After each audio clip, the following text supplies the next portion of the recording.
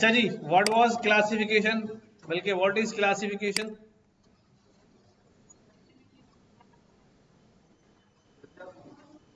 दर्जाबंदी।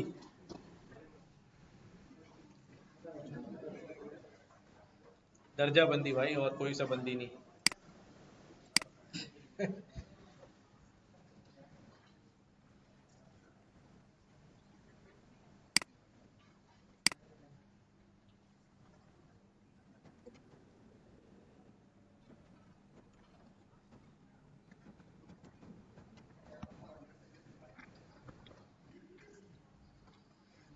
अच्छा, हमने जो एल्गोरिदम इंप्लीमेंट किया था उसका नाम क्या था?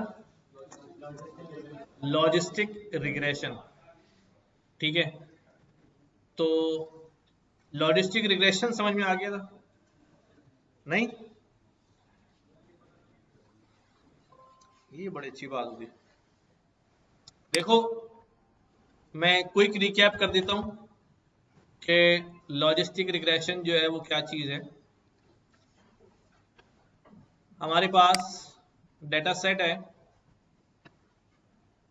वैसे ही मैं एक डेटा सेट ले लेता हूं।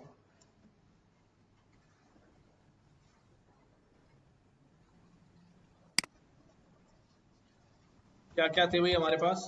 आर्स और रिजल्ट। एक बंदा जो 0 घंटे पढ़ता है वो क्या हो जाता है? फेल हो जाता है। एक बंदा जो 1 घंटे पढ़ता है वो भी फेल हो जाता है। एक घंटा, एक बंदा जो 5 घंटे पढ़ता है वो पास हो जाता है। 6 घंटे पढ़ता है वो भी पास हो जाता है। और 3 घंटे पढ़ता है तो वो भी, हाँ, वो भी फेल। अभी हमारे हाथ में जो कर लें यार, फेल हो जाता है। और 4 घंटे पढ़ता है वो भी फेल हो जाता है। 7 घंटे पढ़ने वाला पास हो जाता है। कितने बंदे हो गए? हाँ, 8 हो गए। अच्छा, और 1.5 घंटे पढ़ने वाला फेल हो जाता है। ठीक है, और 3.5 घंटे पढ़ने वाला ये भी फेल हो जाता है। देखो, अब हमारे पास, ठीक है, अब हमारे पास ये इनपुट वेरिएबल है और ये आउटपुट वेरिएबल है। ठीक है, first of all let us discuss what is classification. अब मुझे प्रिडिक्ट जो करना है वो रिजल्ट प्रिडिक्ट करना है, और जो मैं प्रिडिक्ट करने जा रहा हूं वो कैसी क्वांटिटी है, वो क्वालिटेटिव डाटा है या क्वांटिटेटिव डाटा है, क्या है? हाँ, क्वालिटेटिव डाटा है। ठीक है, वो क्वालिटेटिव डाटा है। क्वालिटेटिव डाटा में भी इसको हम क्या कहते हैं कि ये कैटेगोरिकल डाटा है। कैसा डाटा है? कैटेगोरिकल डाटा है। तो जब कभी भी मुझे टारगेट में कैटेगरीज प्रिडिक्ट करनी होंगी तो ये प्रॉब्लम जो है वो कौन सा प्रॉब्लम होगा? क्लासिफिकेशन। ठीक है, हाँ, यहां पर अगर मैं ये प्रिडिक्ट करूं कि वो मार्क्स कितने लेगा तो फिर ये कौन सा प्रॉब्लम होगा? रिग्रेशन प्रॉब्लम होगा। ठीक है, ये कितने मार्क्स ऑब्टेन करेगा ये क्या होगा हमारे पास? रिग्रेशन प्रॉब्लम होगा, क्योंकि ये मार्क्स जो है हमारे पास वो, अच्छा जी, अब ये बात हो गई। अब इसके लिए हम क्लासिफिकेशन के मुख्तलिफ अलगोरिदम्स इम्प्लीमेंट कर सकते हैं। हमने जो पहला अलगोरिदम पढ़ा था वो लॉजिस्टिक रिग्रेशन पढ़ा था। क्या था? Logistic regression. ठीक है, ये लॉजिस्टिक रिग्रेशन जो है, नाम इसमें रिग्रेशन आ रहा है, मैंने ये बात समझाई थी कि हम जब इसको, इस डेटा को प्लॉट करने जाएंगे, क्या करने, प्लॉट करने, तो हमारे पास क्या क्या होगा भाई, हमारे पास हम ये कह रहे हैं कि यहां पर क्या है, हमारे आर्स हैं और यहां पे हमारा क्या है, रिजल्ट है। ठीक है, आर्स की गिनती हमारी शुरू हो रही है कहां से, 0, 1 और 2, 3, 4, 5, 6, 7, 8, 9। ठीक है, यहां से अब हमने क्या कहा, अब रिजल्ट में जो है, रिजल्ट में दो ही कैटेगरीज है ना। अब अगर मैं ये कह रहा हूं कि वो जो 0 घंटे पढ़ रहा है वो फेल होगा, तो कहाँ मार्क करूं, तो डेफिनेटली मुझे यहाँ पे क्या करना पड़ेगा, एक को पास और एक को फेल।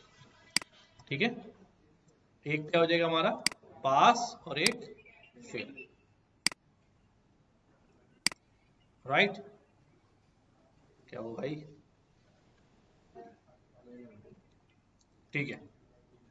अब देखो, मैं कह रहा हूं 0 पे फेल है, तो ये वैल्यू जो है वो कहाँ आ जाएगी,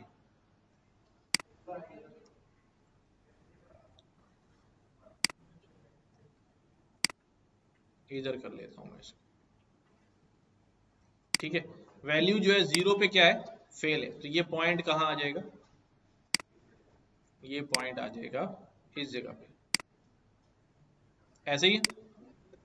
और 1 पे क्या है, 1 पे भी फेल है, पॉइंट कहाँ आ जाएगा, इस जगह पे। और 5 पे क्या है, पास, ये पॉइंट कहाँ आ जाएगा, इधर आ जाएगा। 6 पे क्या है, पास, ये पॉइंट आ जाएगा यहाँ। 7 पे क्या है, पास, ये पॉइंट आ जाएगा, नहीं 6 के बाद क्या है, 3 पे क्या है, फेल। और 4 पे क्या है, फेल। और 5 पे, 5 पे क्या है, पास। 4 के बाद 7 पे क्या है, पास। और 1.5 पे क्या है, फेल। उसके बाद 3.5 पे क्या है, फेल। तो अब हमारे पास जो है वो यूं चल रहा है, और 4 आवर्स के बाद 5वें आवर में क्या शुरू हो गया, पास शुरू हो गया। ठीक है, बात ये थी, क्योंकि हम इसको लॉजिस्टिक रिग्रेशन से पढ़ रहे हैं ना, तो पहले हम इस पर रिग्रेशन ही इंप्लीमेंट करेंगे। अब अगर मैं इसके ऊपर बेस्ट फिट लाइन निकालना शुरू करूं, तो what will be the best fit line, क्या हो जाएगी भाई, हम ज़ाहिर है क्या यूं होगी, अगर यूं होगी तो डेटा ओवरफिट हो जाएगा, सारे फेल पे रिजल्ट आएंगे, पास तो पकड़ नहीं पाएगा। बेस्ट उसको सही करने के लिए वो कहाँ जाएगा, ऊपर जाएगा, यूं जाएगा। ठीक है, बट रिग्रेशन का जो आंसर आएगा, रिग्रेशन का जो आंसर आएगा वो आंसर कैसा होगा भाई, तो कंटिन्यूअस आंसर होगा ना, वो कंटिन्यूअस आंसर होगा।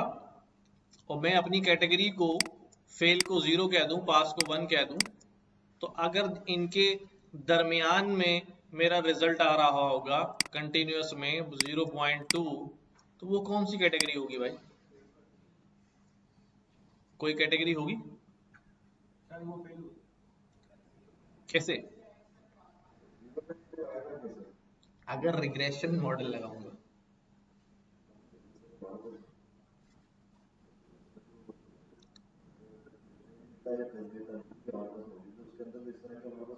नहीं ये है ना, आर्स है ना, इसको मैं कन्वर्ट कर लूंगा ना, 0, 0, 1 में कन्वर्ट कर लूंगा ना, आर से या दूसरा भी कॉलम्स होंगे, तो वो अब रिग्रेशन की वैल्यू जो है वो आएगी ना, यही तो मैं यहाँ, अब रिग्रेशन की वैल्यू जो है वो डेसिमल में आ सकती है। ठीक है, तो वो कहाँ जाएगी, एक ये मसला।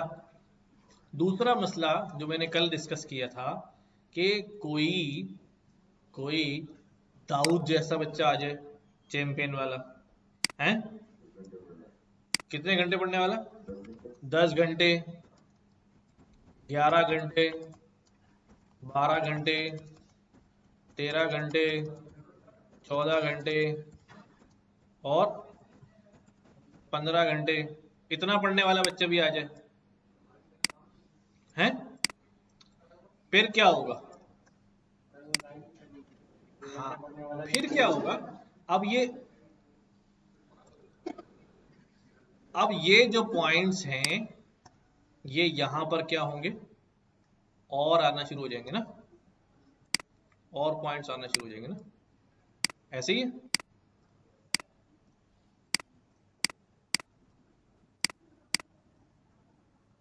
ठीक हो गया?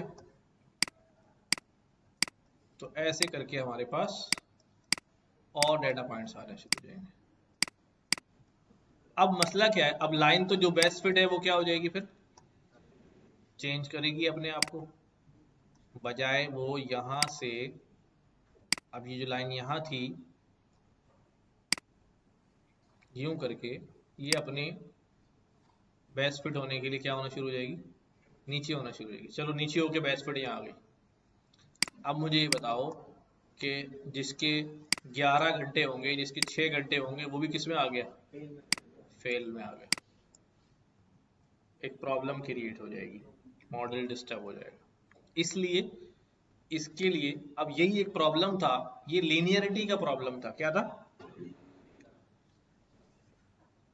लीनियरिटी का। तो फिर यहां पर साइंटिस्ट ने सोच के क्या निकाला?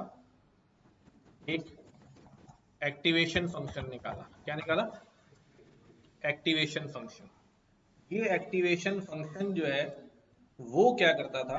वो किसी लीनियर ग्राफ को, ग्राफ को तो नहीं, बेसिकली लीनियर वैल्यूज को, वैल्यूज से ग्राफ बनता है ना, लीनियर वैल्यूज को वो कन्वर्ट कर देता है नॉन लीनियर में। किसमें? देखो, ये लीनियर है फंक्शन एफ एक्स, इसकी स्ट्रेट लाइन बनेगी, but there is a activation function known as sigmoid. एक और होता है हमारे पास सॉफ्टमैक्स, रेलू, बहुत सारे एक्टिवेशन फंक्शन है, नाम भी इतने मजे मजे के हैं। सिग्मॉइड, सिग्मॉइड में जैसे ही ये डेटा जो रिजल्ट आ रहा है सिग्मॉइड में जाएगा यहाँ पर, तो ये वैल्यूज जो हैं वो प्रोबेबिलिटी वैल्यूज में कन्वर्ट होंगी और फ्रैक्शन में कन्वर्ट चेंज होना शुरू हो जाएंगी, जिसकी वजह से इसके जो ये सिग्मॉइड कर्व बन जाएगा, सिग्मॉइड कर्व बन जाएगा। और जो अल्गोरिदम है वो क्या मार्क करेगा? अब वो इसको यूं करेगा, देखो ये जो है ऐसे करके आएगा, बिल्कुल वही समझ लो, वही लाइन जो है वो क्या हो जाएगी हमारे पास? एक एस कर्व में चेंज हो जाएगी। एक दूसरी लाइन अगर मैं ले लूं लाइक दिस, तो हमारे पास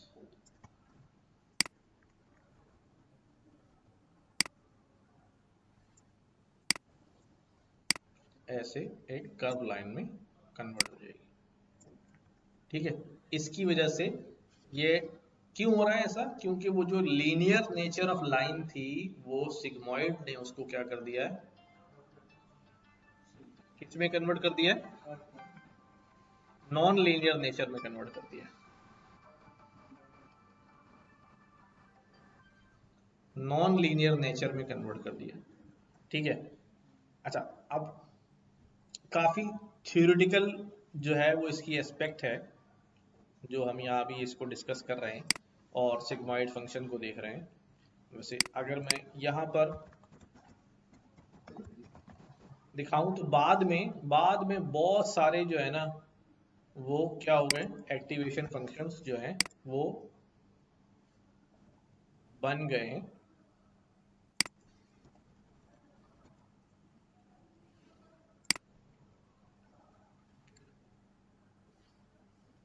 रेलू अलग फंक्शन है, बहुत ज्यादा इस्तेमाल होता है। ReLU, sigmoid, softmax, soft plus, soft sign, hyperbolic tangent, SELU, ReLU भी है, सेलू भी, इलू भी है। ये वाला इलू नहीं है भाई, ये मैथमेटिकल नाम है भाई, एक्सपोनेंशियल लीनियर यूनिट। हाँ शॉर्ट फॉर्म है उसकी, ऐसे ही नहीं कोई आशिक मिजाज ने नहीं रखे हैं। एलू एलू क्या है, scaled exponential linear unit, Selu. ठीक है, तो लीकी रेलू, सिलू, हार्ड सिलू गीलू भी आ गया भाई, गीलू भी आ गया, गॉसियन एरर लीनियर यूनिट। तो बहरहाल ये पहले कम थे, अब और आ गए। लेकिन जब वो एक बार इंट्रोड्यूस हो गया, ये बात समझ में आ गई कि अगर हम कोई ऐसी चीज इजाद कर लें, कोई किसी जो जनरेट होने वाली वैल्यू को किसी ऐसे फंक्शन से गुजार दें कि वो जो वैल्यू जनरेट करे वो कंटिन्यूस वैल्यूज हो जाएं डिस्क्रीट के बजाय, तो उससे मसला हल हो जाएगा। तो then it was first was introduce the sigmoid function. तो उसके बाद रिसर्चर ने और फंक्शन बनाए मुख्तलिफ किस्म के, मैथमेटिकल फार्मूलाज को यूज करके, मुख्तलिफ नामों से आते हैं। सबका काम एक ही है कि convert the linearity into non linearity, और लीनियरिटी से नॉन लीनियरिटी में जाने के लिए लॉजिक्स, डिफरेंट डिफरेंट लॉजिक्स हो सकती हैं, डिफरेंट डिफरेंट लॉजिक्स हो सकती हैं। तो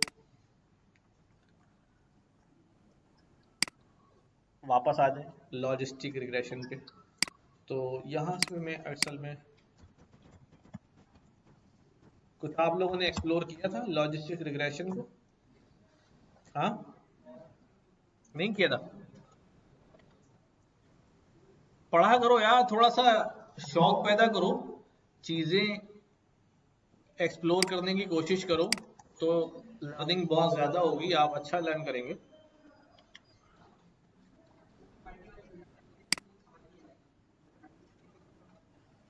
तुम्हें तो समझ में आनी चाहिए मैथमेटिक्स यार, सारी जिंदगी तुमने मैथमेटिक्स पढ़ी। कोई नहीं यार, यही सिग्मॉइड फंक्शन ही ड्राइव किया है उसमें यार।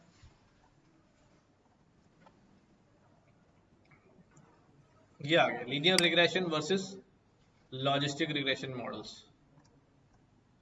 क्या कहता है अभी, similar to linear regression, logistic regression is also used to estimate the relationship between dependent variable and one or more independent variables, ठीक है, but it is used to make prediction about a categorical variable versus a continuous one। कि एक prediction किसकी करता है, continuous और categorical के दरमियान प्रिडिक्शन करता है। A category variable can be true और फॉल्स, यस और नो, वन और जीरो, और etcetera. The unit of measure also differs from linear regression as it produces a probability, but the logit function transforms the S curve into a straight line। उल्टा बता रहे हैं। While both models are used in regression analysis to make prediction about future outcomes, linear regression is typically easier to understand। अच्छा जी, binary तो हम देख ही रहे हैं अभी।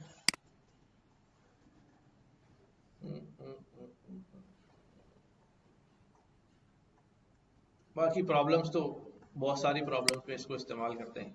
थोड़ा एक्सप्लोर करना यार, शायद कुछ चीज़ें जो है वो मज़ीद सीखने को मिले।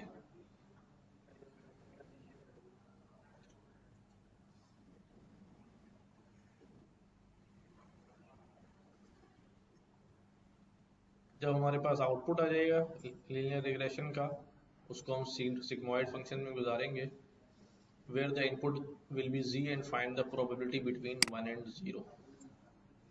तो ये हमारे पास कर्व बन जाएगा।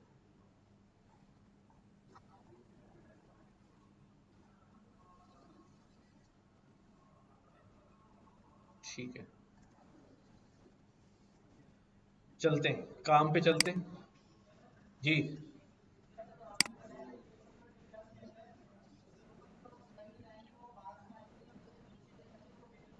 हाँ, यहाँ बीच में जो है ना एक थ्रेशोल्ड लाइन आ जाएगी इनके बीच में, प्रोबेबिलिटी, ये जो लाइन बनेगी ना, ये प्रोबेबिलिटी स्कोर से बनेगी।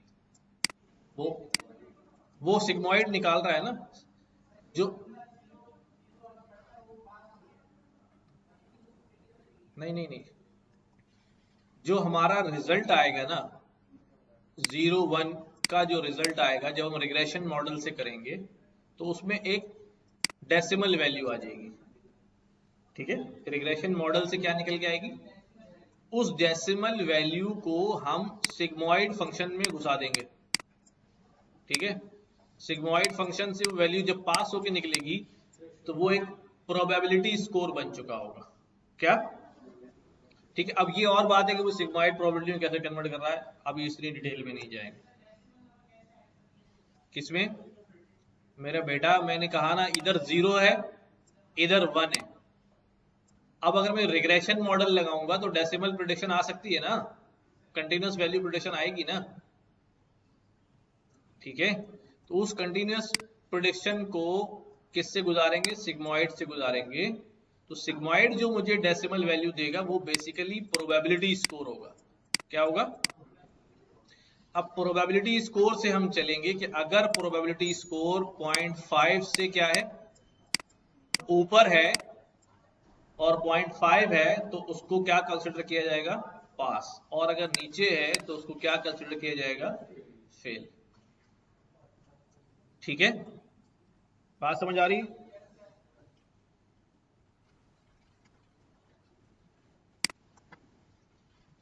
अब यहां जो हमने काम किया था,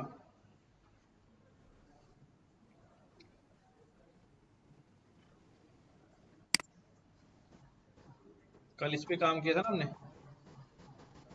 हिल मिल करके सारा।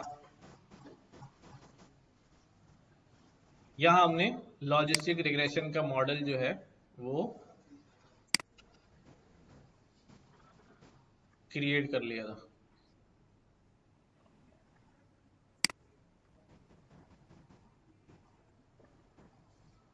ठीक है, पैरामीटर्स इसके देख लेते हैं।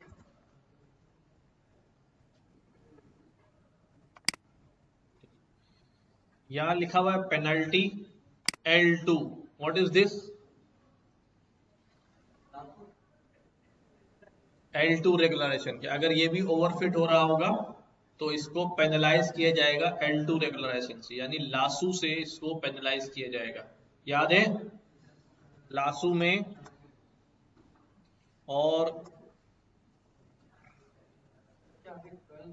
0.012 नहीं है, ये L2 है। क्या है ये? तुम्हारा कसूर नहीं है। जब मैंने भी पहली बार पढ़ा था ना, तो जब ये टॉपिक आया बुक में तो मैं कई हफ्तों तक इसको मैं 12 पढ़ता रहा। बिल्कुल ही बराबर थे।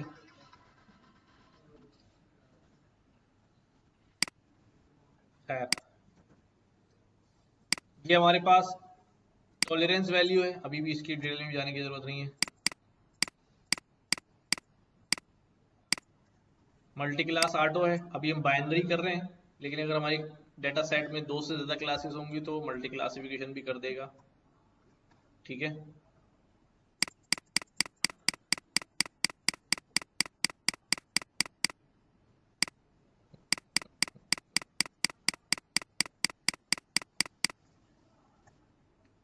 ठीक है।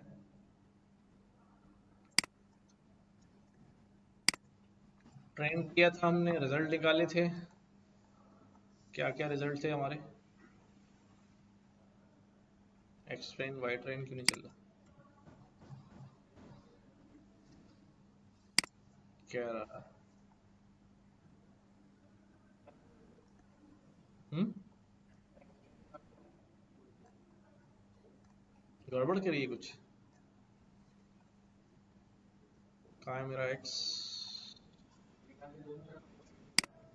एक्स, ये एक्स है, ये वाई है। X train Y train, this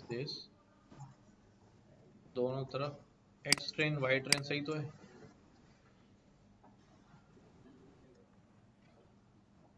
data contain only one class. अच्छा अच्छा, प्रॉब्लम क्या हो रही? वो मुझे कह रहा है डेटा में एक ही क्लास आ रही है, यानी टारगेट वेरिएबल में वाई में क्या हो रहा है, एक ही क्लास आ रही है। क्यों भाई? चेक करें। सही कह रहा है वो, है ना? ऐसा क्यों हुआ भाई? सारे के सारे जीरो हो गए। कहाँ गड़बड़ करी हमने? लोन स्टेटस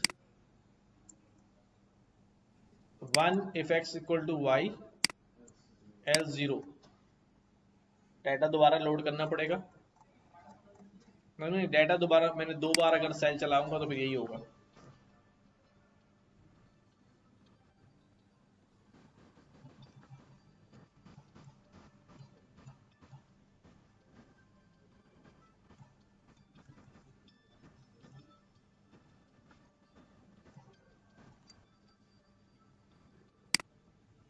ठीक है, ट्रेन वाला चल गया और प्रोडिक्शन वाला भी चल गया, ये भी चल गया। ये हमने मैनुअल एक्यूरेसी निकाली थी, ये प्रोडिक्शन निकाली, training testing accuracy, evaluation matrix कल हमने पढ़ लिया था। हाँ भाई, इवैल्यूएशन मैट्रिक्स क्या क्या था भाई इसके अंदर? सबसे पहले एक्यूरेसी। एक्यूरेसी बताओ क्या थी भाई? हाँ, तुम लोग तो ऐसे देख रहे हो, पहली बार सुना है, कल पूरा लेक्चर हुआ था भाई इस पर डिटेल में।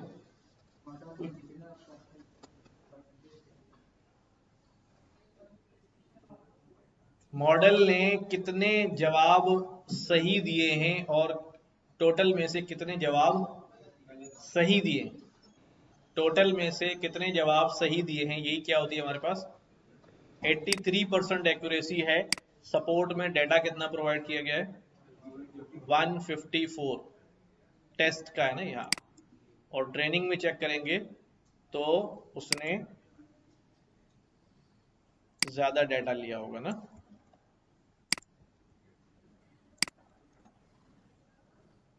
y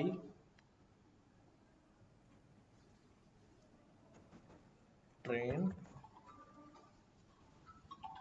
और टेस्ट ट्रेनिंग किस नाम से था, खाली y प्रेडिक्ट के नाम से था। तो ट्रेनिंग का डाल रहा हूँ यहाँ पर मैं y ट्रेन और दिस। तो ट्रेनिंग की सपोर्ट में कितने डेटा था हमारे पास, यानी 80% और 20% वाला चक्कर था ना। अच्छा भाई, हमारा जो ये प्रॉब्लम है, ये क्या बैलेंस क्लास प्रॉब्लम है या अनबैलेंस क्लास प्रॉब्लम है? क्यों?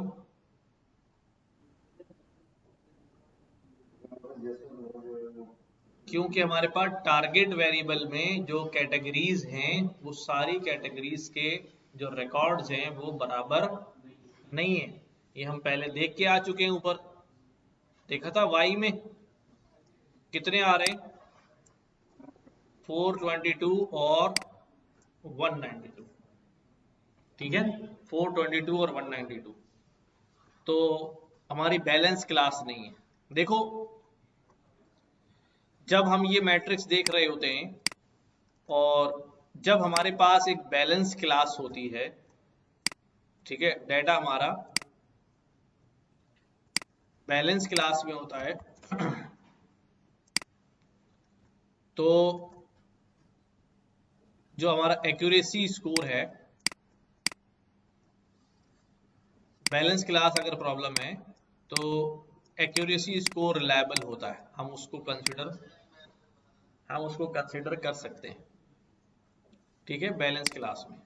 लेकिन जब हमारे पास अनबैलेंस क्लास होगी, ठीक है, तो ऐसी सूरत में हमने क्लास वाइज प्रिडिक्शन को स्टडी करना पड़ेगा।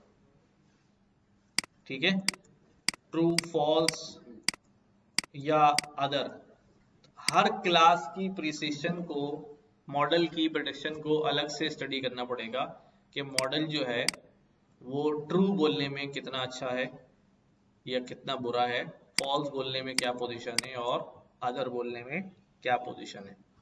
ये कब होगा? मोस्टली जब हमारा डाटा जो है वो क्या होगा, अनबैलेंस डाटा होगा। क्या चीज? क्लास वाइज जब स्टडी करेंगे हम ट्रेनिंग में ही कर लेंगे। ट्रेनिंग में ही कर लेंगे बेसिकली। अभी मैं आ रहा हूँ उस चीज के ऊपर आहिस्ता आहिस्ता, पहले ये रिकैप करूँ।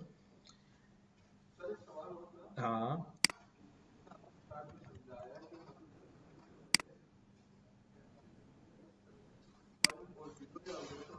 हम्म,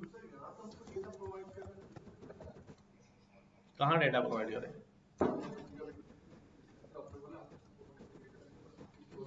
हाँ हम्म, नहीं इधर आ जाओ।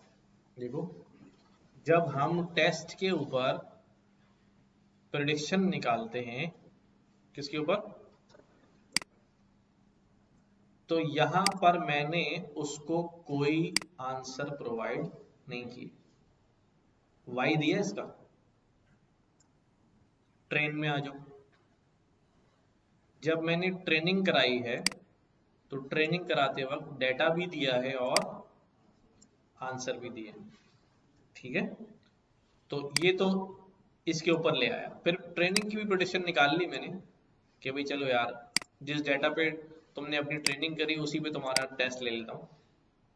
तो ये ट्रेनिंग की एक्यूरेसी होती है, किसकी, ट्रेनिंग की एक्यूरेसी होती है। और एक हमारे पास एक्यूरेसी होती है किसकी, टेस्ट की। जब हम टेस्ट ले रहे होते हैं, चाहे वो ट्रेनिंग डेटा पे टेस्ट लूं या टेस्ट डेटा पे टेस्ट लूं, बट मैं अब टेस्ट ले रहा हूं, यानी मैं प्रिडिक्ट कर रहा हूं, अब मैं फिट नहीं करा रहा। फिट जो है वो ट्रेनिंग है और प्रिडिक्ट जो है वो टेस्टिंग है, चाहे वो कोई से भी डेटा पे कर लो आप। तो उस वक्त में इसको कोई लेबल्स प्रोवाइड नहीं करता हूं। तो ट्रेनिंग एक्यूरेसी और टेस्टिंग एक्यूरेसी, ठीक है। हमने ये पिछली क्लासों में डिस्कस किया हुआ है। क्या डिस्कस किया हुआ है कि हमारे पास कितने किस्म के मॉडल होते हैं भाई हमारे पास। हमारे पास बेस्ट फिट मॉडल होता है ना।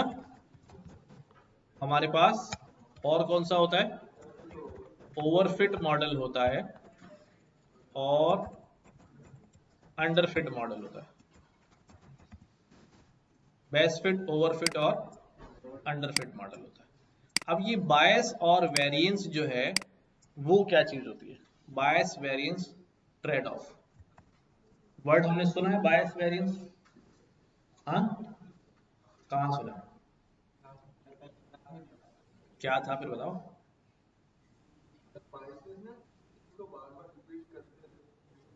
हाँ हाँ हाँ,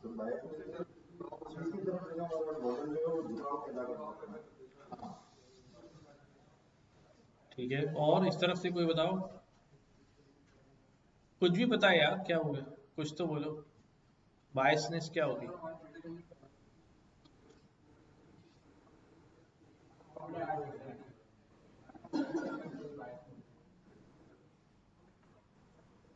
और इस तरफ से बताओ, तुम लोग बताओ, कुछ तो बोलो, नींद भागेगी भाई इसलिए पूछ रहा हूँ यार। लंबी लंबी जमाइयां ले रहे हैं तो थोड़ा, देखो, सबसे पहले तो एक चीज समझो, बायसनेस क्या होती है। अगर मैं एक लाइन ड्रॉ कर रहा हूं, ठीक है, मैं ग्राफ बना रहा हूं, स्ट्रेट लाइन का ग्राफ बनाता हूं, ठीक है, राइट। और इस पे ये मैंने एक लाइन जो है वो ड्रॉ कर ली, ठीक है, एक लाइन जो है वो ड्रॉ कर ली।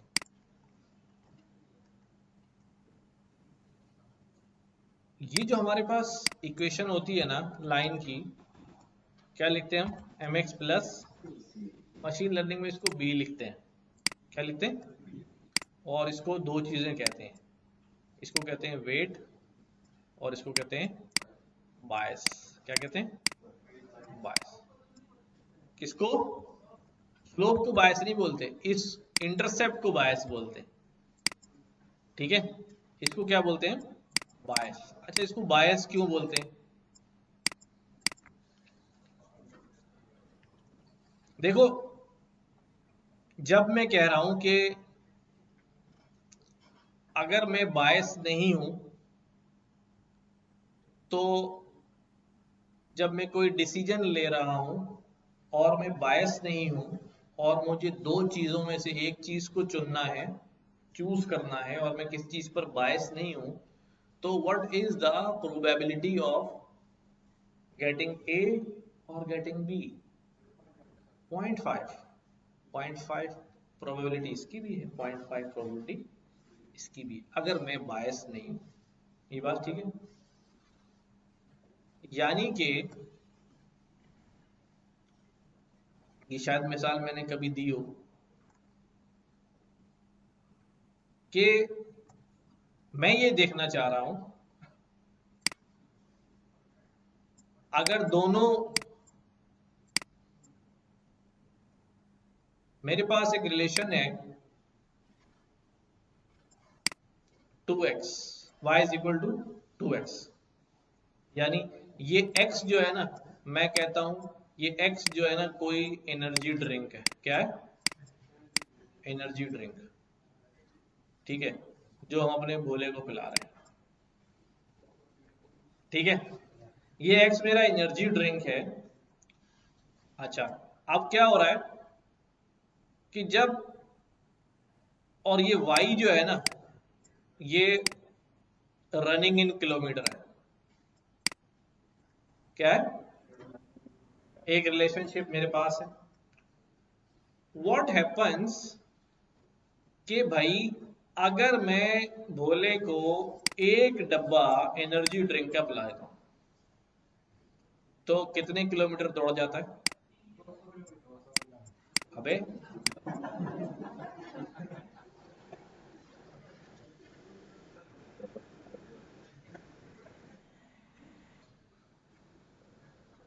2 किलोमीटर। ठीक है, 2 किलोमीटर। इसी तरह अगर मैं 2 डब्बे पिला दूं तो 4 किलोमीटर। ठीक है, एंड सो ऑन। अगर मैं एक भी डब्बा ना पिलाऊं तो कितने kilometre? 0 kilometre. This is actual relationship, कि हाँ भाई बात समझ में आ रहा है, they are managing easily. But what happens, ठीक है, कि भाई ये एक डब्बा पीने के बाद इसके बाद इतनी एनर्जी आ जाती है कि ये 2 किलोमीटर दौड़ जाता है, और 2 डब्बे पीने के बाद इतनी एनर्जी आ जाती है कि 4 किलोमीटर दौड़ जाता है। बट जब ये कोई डब्बा नहीं पीता तो इसके पास इतनी कितना दौड़ सकता है?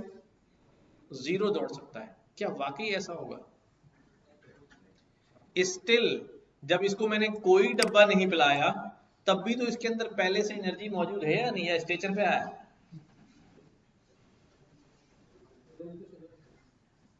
चल के आया ना, सीढ़ियां चल के भागता आया था बेचारा, सांस फूल रही थी, तो क्या स्टेचर पे तो नहीं आया ना? Still it has energy.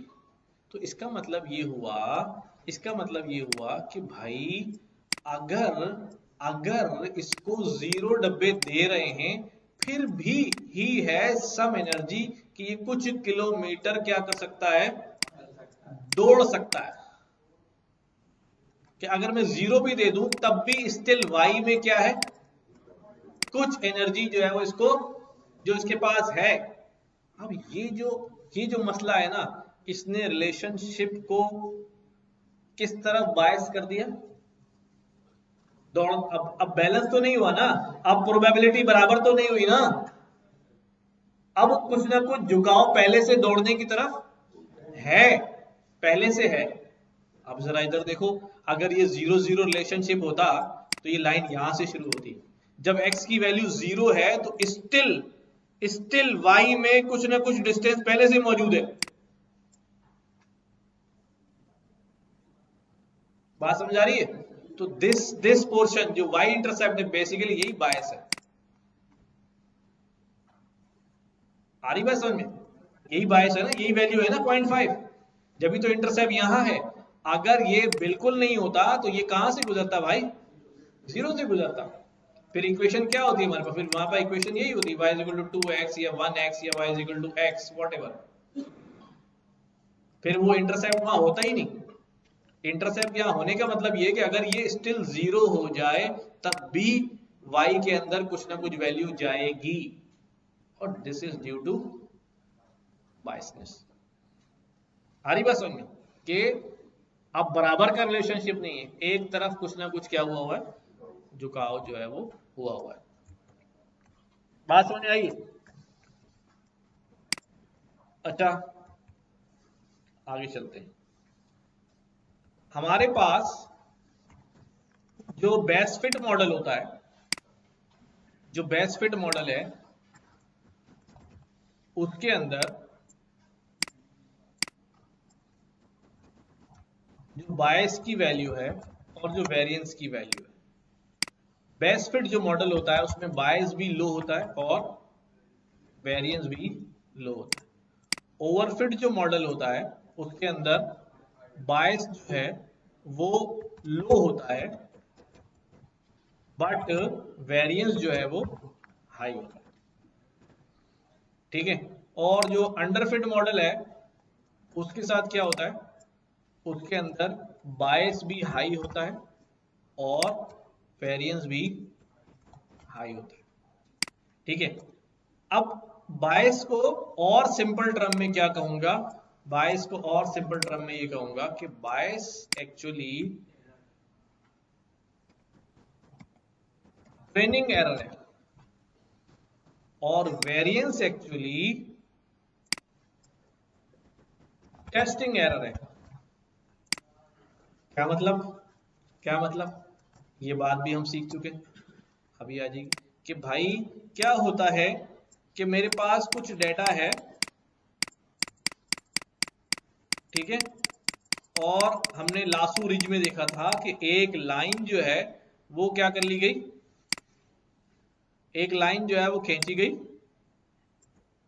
और ये ट्रेनिंग डेटा में तो क्या कर रही है, परफेक्टली रीड कर रही है, एक्यूरेसी कितनी आ गई है, 95% आ गई है। बट जब इसके ऊपर टेस्टिंग की गई तो एक्यूरेसी जो है वो 80 आ रही है, 75 आ रही है।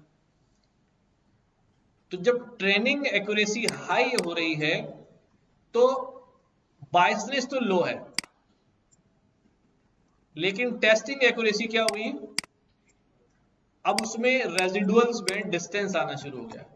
तो वेरिएंस जो है वो क्या हो रहा है, अभी ये वाला केस है हमारा, वेरिएंस जो है वो क्या हो गया, बहुत बढ़ गया है with the answers of the training data set और टेस्टिंग डेटा सेट। इसलिए हम कहते हैं कि यहां वेरिएंस जो है वो क्या हो गया, बहुत ज्यादा हाई हो गया है। तो वही पेनल्टी लगा के फिर इसको क्या करते हैं भाई, नीचे लेकर आते हैं ताकि ये दोनों क्या हो जाए, लो हो जाए और मॉडल जो है वो कहाँ निकल जाए, बेस्ट फिट में चला जाए। ठीक है। जब ये अंडर फिट होते हैं तो ट्रेनिंग भी यहाँ जा रही है और टेस्टिंग तो पता नहीं कहाँ जाएगी, तो दोनों सूरतों में ये क्या हो जाता है, हाई। हमें ऐसा मॉडल बनाना होता है, ऐसा मॉडल बनाना होता है जो जनरलाइज्ड मॉडल हो। क्या मॉडल हो, जनरलाइज्ड मॉडल की डेफिनेशन क्या होगी, टेक्निकल डेफिनेशन क्या होगी, ये होगी, क्या होगी कि उसमें बायस और वेरिएंस दोनों क्या होने चाहिए, लो होने चाहिए। और अगर कोई कहता है जनरलाइज के अपोजिट स्पेसिफिक मॉडल हो गया, ठीक है, वो कैसा मॉडल है, वो ओवरफिट मॉडल है। स्पेसिफिक मॉडल के अंदर क्या होगा भाई,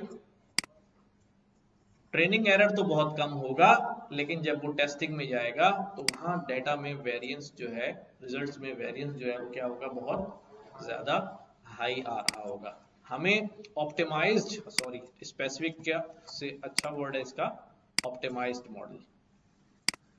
ऑप्टिमाइजेशन और जनरलाइजेशन, इन दोनों के दरमियान ही जंग है।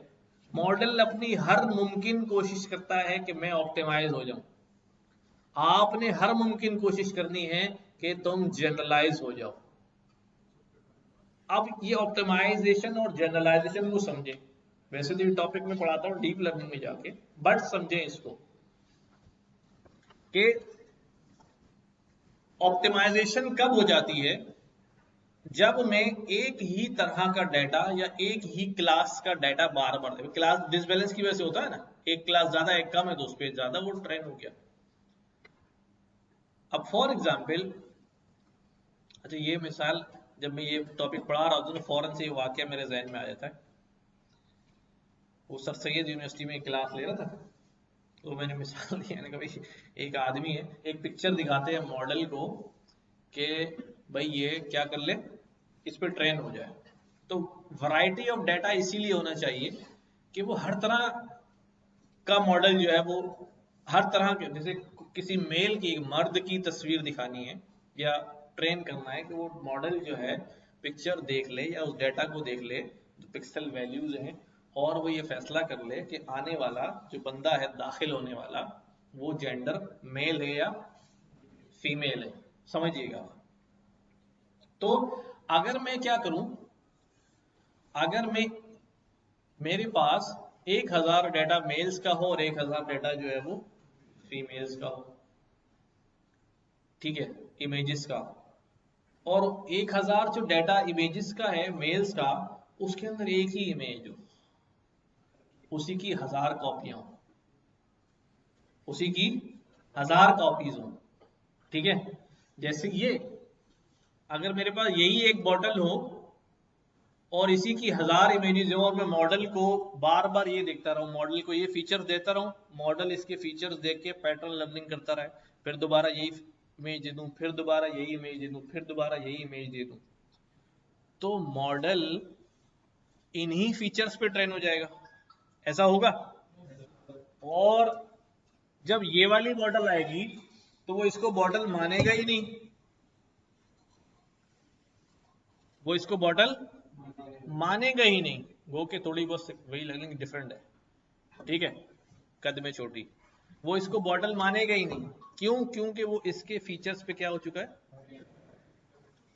ऑप्टिमाइज हो गया है, जनरलाइज नहीं हुआ। हाँ, जब मैं बॉटल्स की मुख्तलिफ वैरायटी देता हूं और उसके लेबल में बॉटल लिखा होता है, तो वो इसके फीचर भी देखता है, उसको ये समझ में आता है कि हाँ यार बॉटल ये फीचर्स हैं तब भी बॉटल है, बॉटल का ये वाला साइज है तब भी बॉटल है, ये कलर का कैप है तब भी बॉटल है, ये नीचे से ऐसी तब भी बॉटल है, ऐसी भी हो सकती है। तो अब वैरायटी उसके पास आ जाती है। जब मैं एक ही बंदे की तस्वीर दिखाता हूं उसे, तो वो उसी की तस्वीर देखता है। खड़े रहना पड़ेगा। हाँ, मोहब्बत है यार। अब ये तस्वीर अगर मैं दिखा रहा हूं उसे, बैठ जा, बैठ बैठ, ये तस्वीर में दिखा रहा हूं और बार बार दिखा रहा हूं, तो मुझे ही बताओ, आइंदा किसी बगैर चश्मे वाले को वो मर्द बोलेगा? भाई सीधी सी बात है ना। अब वो ऑप्टिमाइज हो गया ना, अब उसको क्या लग रहा है कि नहीं, अब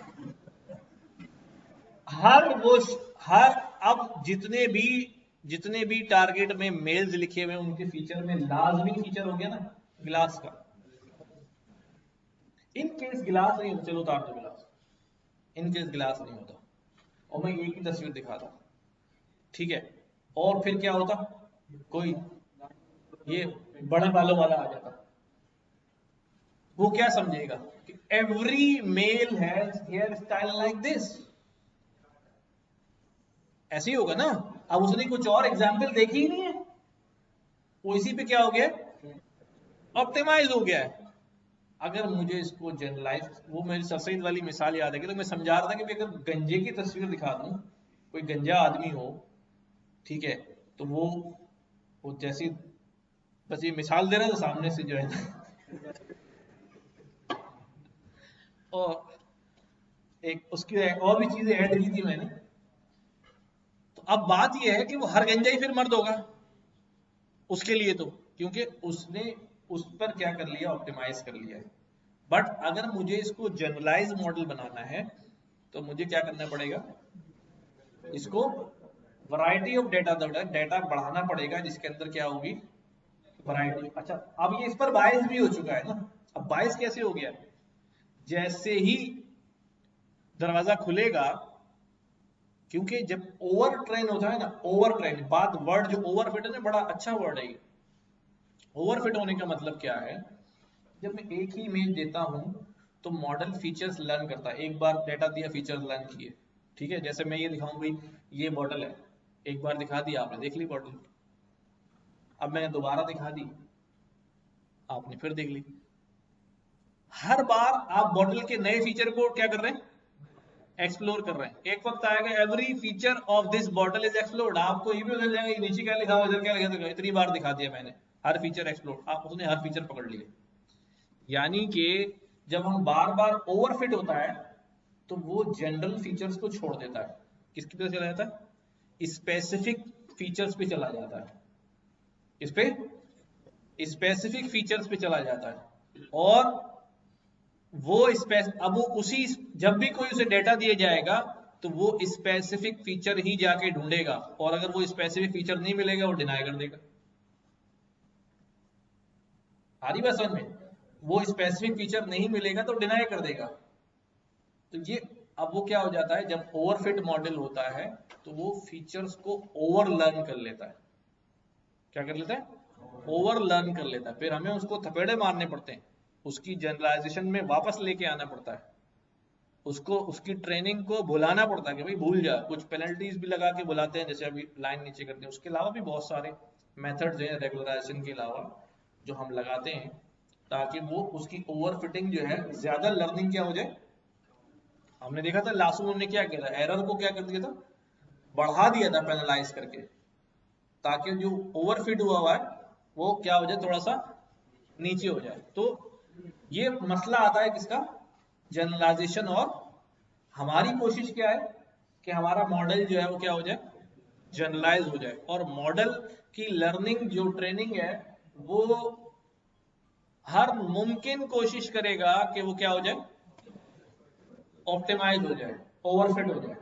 और ये जंग है बिटवीन ऑप्टिमाइजेशन एंड जनरलाइजेशन। और यही जंग दूसरे टर्म में बायस और वेरिएंस के दरमियान क्या है, ट्रेड ऑफ है। बायस और वेरिएंस के दरमियान ट्रेड ऑफ, हमने जो है इसको बैलेंस करना है। ठीक है, मॉडल को जनरलाइज करना है with variety of data, huge amount of data. ठीक है, और फिर भी नहीं होता तो फिर हम जबरदस्ती मॉडल की याददाश्त को क्या करते हैं, कम करते हैं कि वो रट ना ले, रट ना ले। ठीक है, तो थैंक यू।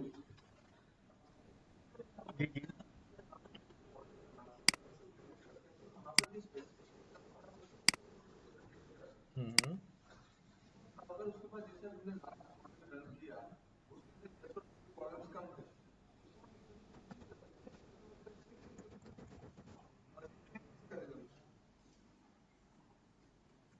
दोबारा बोलो। हम्म,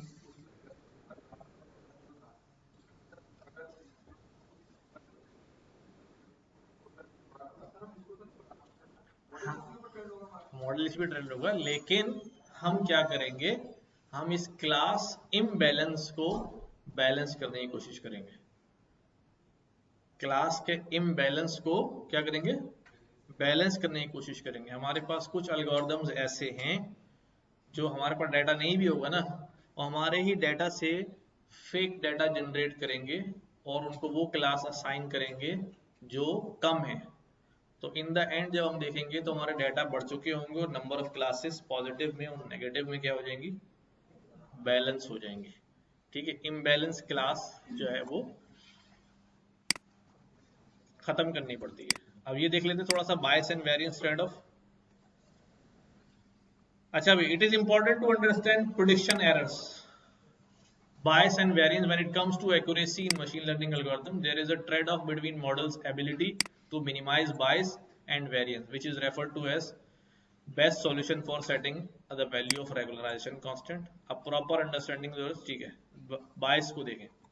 The bias is known as the difference between prediction of the values by the machine learning model and correct values. Bias क्या है भाई, क्या है भाई, difference between correct values and machine learning model value, predicted values. Being high in bias gives large error. Bias high होगा तो error क्या होगा, high होगा in training as well as in testing data. It recommends that an algorithm should always be low biased to avoid a problem of underfitting. क्या होना चाहिए, low biased होना चाहिए, but high bias By high bias, the data predicted in the straight line format, thus not fitting accurately in the data set. अगर bias ज्यादा होगा तो data set में वो line fit नहीं हो रही होगी.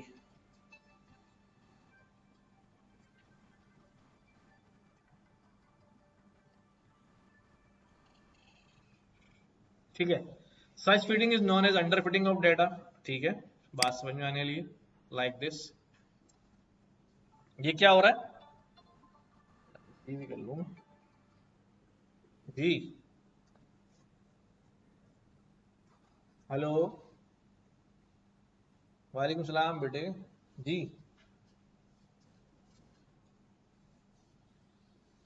हेलो जी जी, बोलो ना, आवाज आ रही. क्या हो रहा है? मैडम मुझे तो 11:30 बज जाएंगे. आप जागते रहना तो मैं आपको ले लूंगा. कैसे लूंगा? मैं आ जाऊंगा ना आपको लेने के लिए. आप सोना नहीं फिर. ठीक है, चलो ओके. कॉल करूंगा, अगर फोन उठा लोगे तो फिर मैं ले लूंगा, वरना फिर सोते रहो. अल्लाह हाफिज. अभी क्लास ले रहा हूँ. ठीक है. अच्छा, अब ये क्या हो रहा है? This happens when hypothesis is too simple और linear in nature. Refer to the graph value. अब क्या हो रहा है भाई? अब ये कैसी लाइन है? लीनियर तो लाइन है, बट ना तो ये बेस्ट फिट हो रही है. कुछ भी दे दे, कैसी अंडर फिट की लाइन है ना. अगर थोड़ी बहुत ऊपर होती है लाइन, यहाँ आती तो फिर हम कहते चलो यार कुछ ना कुछ तो लाइन जो है फिट हो गई है. तो अंडर फिटिंग नेचर में नजर आ रही है हमें. अच्छा, वेरिएंस क्या है? The variability of model prediction for the given data point which tell us the spread of our data is called the variance of the model.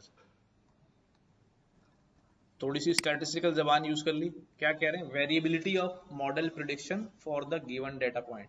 जो डेटा पॉइंट दिए गए हैं उसके अंदर कितना वेरिएशन आ रहा है. वही बात है जो ट्रू और प्रिडिक्टिव से जवाब जो है वो कितनी दूर हो रहे हैं. Which tell about the spread of our data card, जो वेरिएंस की डेफिनेशन है. The model with high variance has a very high, very complex fit to training data, thus not able to fit accurately on the data. High variance होगा तो fit नहीं होगा data के ऊपर. As a result, such model perform very well on training data but have high error rates in the test data. Training data में क्या होता है? अच्छा मॉडल होता है बट हाई वेरिएंस होता है. किसके ऊपर? हाई एरर आता है. किसके ऊपर? टेस्टिंग के ऊपर. ऐसी मॉडल को हम क्या कहते हैं? ओवरफिट मॉडल कहते हैं ना.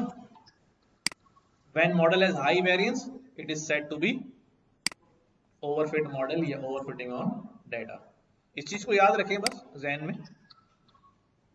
ठीक है. लो, दोनों लो होंगे तो बेस्ट फिट है, और ट्रेनिंग में अच्छा है बट टेस्टिंग में एरर है, हाई हाई आ रहा है वेरिएंस, तो आपके पास जो है लाइक दिस. अब ये क्या है? अब ये ट्रेनिंग में तो बड़ा अच्छा होगा ना, क्योंकि लग रहा है कि इसने पूरा एरिया कवर कर लिया है. ट्रेनिंग रिजल्ट बड़े अच्छे आएंगे. बट टेस्टिंग में ये क्या हो जाना है? फेल हो जाना. इसने 90% जो है वो एरिया को प्रिडिक्शन में कवर कर लिया है, but all in training data.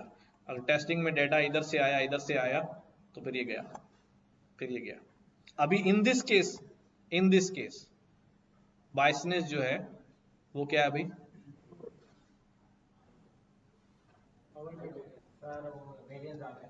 Variance ज्यादा है. बायसनेस क्या है? हाँ भाई देखो क्या लिखा, कैसा मॉडल है ये? ओवरफिट मॉडल है ना, तो बायसनेस क्या होगी इसकी? लो. अच्छा जी. अब ट्रेड ऑफ क्या होना चाहिए? हमें क्या चाहिए? If the algorithm is too simple, hypothesis with linear equation, then it may be on the high bias and low variance condition. High bias and low variance condition. Thus error prone. If the algorithm is fit too complex, hypothesis with high degree equation, then it may be on high variance and low bias. ठीक है. In later condition, the new entries will not perform well. नया data आएगा तो result अच्छे नहीं आएंगे, यानी prediction में Well, there is something between both of these conditions known as trade-off between bias and variance trade-off. This trade-off is complexity is why there is a trade-off between bias and variance. An algorithm can't be more complex and less complex at the same time. क्योंकि model में दो चीजें नहीं हो सकती ना, कि model एक वक्त में हाई कम्प्लेक्स भी हो और लो कम्प्लेक्स भी हो, ऐसा नहीं होगा। लाइक अब आप यहां देखें तो आपको नजर आएगा कि ये क्या हो रहा है। ठीक है, एक बेस्ट फिट लाइन है। अब इसने ये वाली हरकत नहीं करी ना, कौन सी वाली, ये वाली जो पिछली वाली इमेज में आपने देखी कि लाइन जा तो रहा है उस वाल पर, लेकिन हर जगह पॉइंट को घुमाते हुए ले जा रहा है आपने वो। हाँ यूं भी कह लो, ये चल रहा है ना, देखो ये इधर भी फ्लक्चुएशन दे रहा है ना, ये ऐसा रूटीन कर्व नहीं आ रहा है। तो वो जैसे हमने उसमें देखा था डिग्री वाले केस में,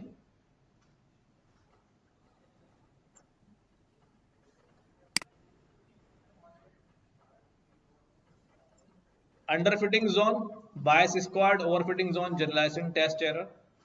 ये तस्वीर समझ में आ रही है कि भाई एरर और मॉडल की कॉम्प्लेक्सिटी दो चीजें हैं। जैसे जैसे मॉडल की कॉम्प्लेक्सिटी क्या हो रही है, बढ़ रही है, एरर क्या होता जा रहा है, कम होता जा रहा है। बायस क्या होता जा रहा है, कम होता जा रहा है। ठीक है, अच्छा, लेकिन साथ साथ क्या हो रहा है, वेरिएंस जो है वो बढ़ना शुरू हो जा रहा है। ठीक है, और अगर वेरिएंस भी कम है, ठीक है, और बायस जो है वो ज्यादा है, तो ये कौन सा जोन है भाई, वही चीज है, बस ग्राफ के ऊपर जो है वो दिखाई हुई है। हम इतने ग्राफ याद रखने की जरूरत नहीं, आप बस ये याद रखें तो you can answer anybody easily.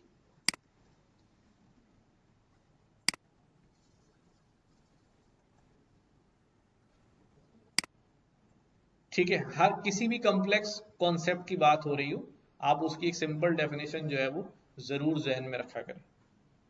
ठीक है, क्योंकि जितना सिंपल आंसर होगा उतनी बचत होगी, वरना तो खुद अपने आप को फंसाएंगे। तो अब बात यहां से चली थी कि जब बायस वेरिएंस ट्रेड ऑफ हो रहा है तो हम इम्बैलेंस क्लास के अंदर क्या करेंगे। इम्बैलेंस क्लास के अंदर हम क्लास वाइज स्टडी करते हैं कि भाई हमारा जो प्रिसिशन और रिकॉल है वो कितना आ रहा है किसी एक क्लास के ऊपर। लाइक जनरली फार्मूला जो है वो किसके लिए डिजाइन होता है, किसके लिए होता है भाई, पॉजिटिव के लिए होता है ना। क्या था, कोई जवान बता सकता है प्रिसिशन का formula, true positive divide by true positive plus false positive. अब मुझे ये बताओ ये क्या कह रहा है,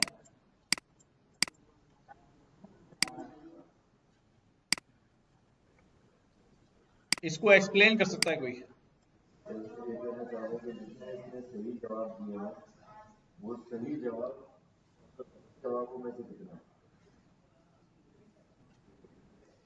हाँ भाई, एक वक्त में एक।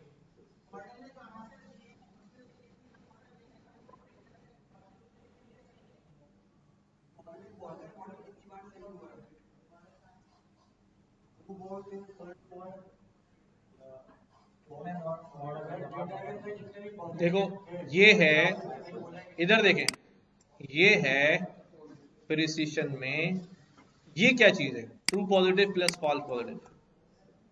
ये है कि हमारे इस मॉडल ने जो है वो क्या किए भाई, कितनी दफा अपने मुंह से पॉजिटिव बोला है। ठीक है, हमारे कंफ्यूजन मैट्रिक्स में कितने पॉजिटिव होते हैं भाई, दो ही पॉजिटिव होते हैं ना, ट्रू पॉजिटिव फॉल्स पॉजिटिव, और ट्रू नेगेटिव और फॉल्स नेगेटिव। तो दो ही पॉजिटिव होते हैं ना। अब उसने यहां भी पॉजिटिव बोला और यहां भी पॉजिटिव बोला, लेकिन एक दफा क्या हो गया, वो ट्रू हो गया और एक दफा क्या हो गया, फॉल्स हो गया। अब जरा गौर करो कि रेशियो क्या बन रही है। कितने सवाल सही दिए, कितने सवाल गलत। सही गलत की बात नहीं हो रही, पॉजिटिव की बात हो रही है। वो कह रहे हैं कि उसने इतनी दफा पॉजिटिव बोला और उसमें से इतनी दफा क्या हुआ, सही हुआ। अब वो भले जवाब गलत पॉजिटिव था या नहीं था, ठीक है, अभी जवाब की बात नहीं हो रही, अभी जवाब की बात नहीं हो रही कि जवाब सही हुआ या गलत हुआ है, अभी बात हो रही कि उसने पॉजिटिव कितनी दफा बोला। ठीक है, उसने पॉजिटिव बोला, फॉर एग्जाम्पल 100 के डेटा सेट में उसने पॉजिटिव जो है वो 70 दफा बोला, बट जो सही हुए जवाब उसके कितने हुए, 60 हुए। तो अब ये जो रेशियो है प्रिसिशन, ये जो प्रिसिशन है, ये किस चीज का रेशियो हो गया,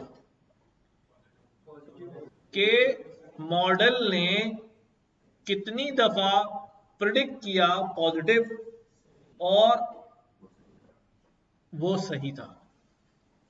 टोटल उसने कितनी दफा पॉजिटिव प्रिडिक्ट किया और उसमें से उसके कितने जो है वो सही हुए।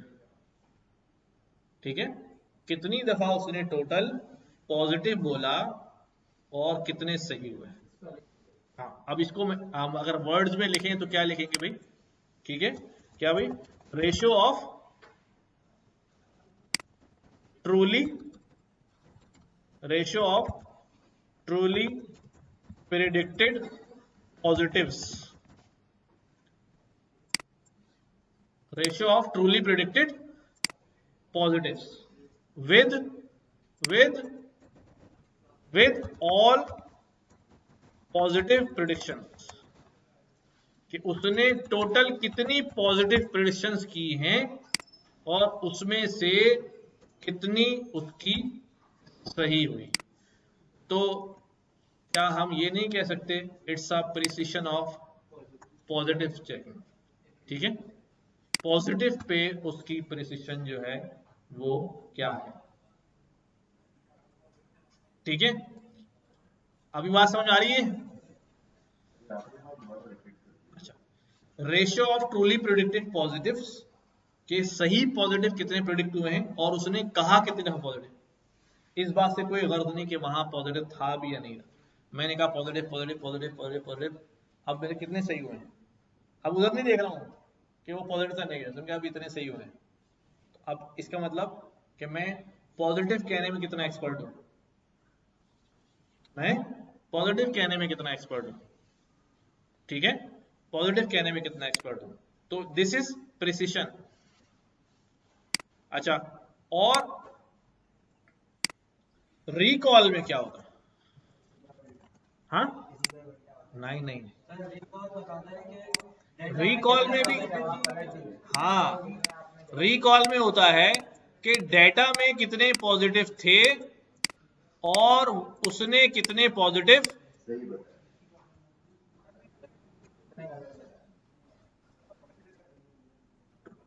False negative. ठीक है, कि डेटा में कितने, अब देखो जो ट्रू पॉजिटिव हुए हैं वो भी क्या होंगे, और जो फॉल्स नेगेटिव हुए हैं वो भी पॉजिटिव होंगे, जब भी तो ये तो हो गए सारे डेटा के पॉजिटिव्स। अब यहां उसके पुकारने वाली बात नहीं, अब मैं यहां से उठ के समझ वहां की बात कर रहे हैं। अब वहां की बात हुई कि वहां कितने पॉजिटिव थे, ठीक है, जो ट्रू पॉजिटिव हुए, और ये वाले भी थे जो पॉजिटिव थे जो गलत हो गए। अब क्या कह सकता हूं इसको, यहां पर डेफिनेशन में क्या लिख सकते हैं, क्या बनेगी भाई, रेशियो ऑफ, हाँ, रेशियो ऑफ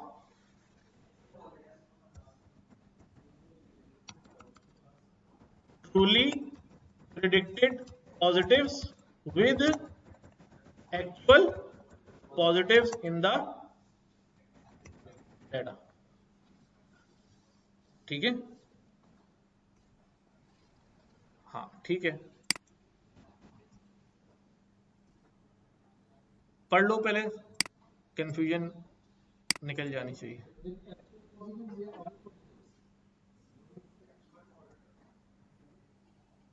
एक्चुअल पॉजिटिव का मतलब ऑल पॉजिटिव ही होगा ना, जो एक्चुअल में पॉजिटिव है वो सारे ऑल पॉजिटिव ही होंगे। ऑल पॉजिटिव कह लें, चले ऑल पॉजिटिव कह लें, दोनों सूरतों में बात जो है वो सेम है। ठीक है,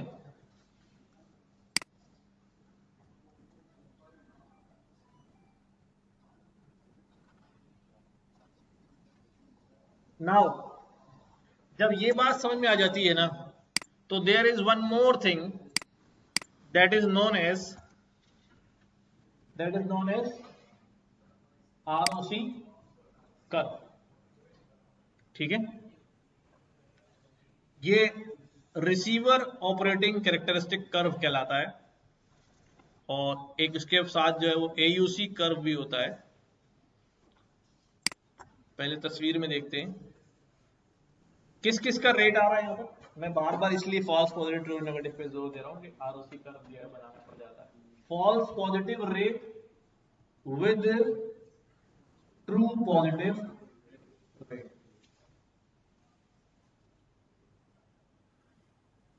क्या समझ में आ रहा है?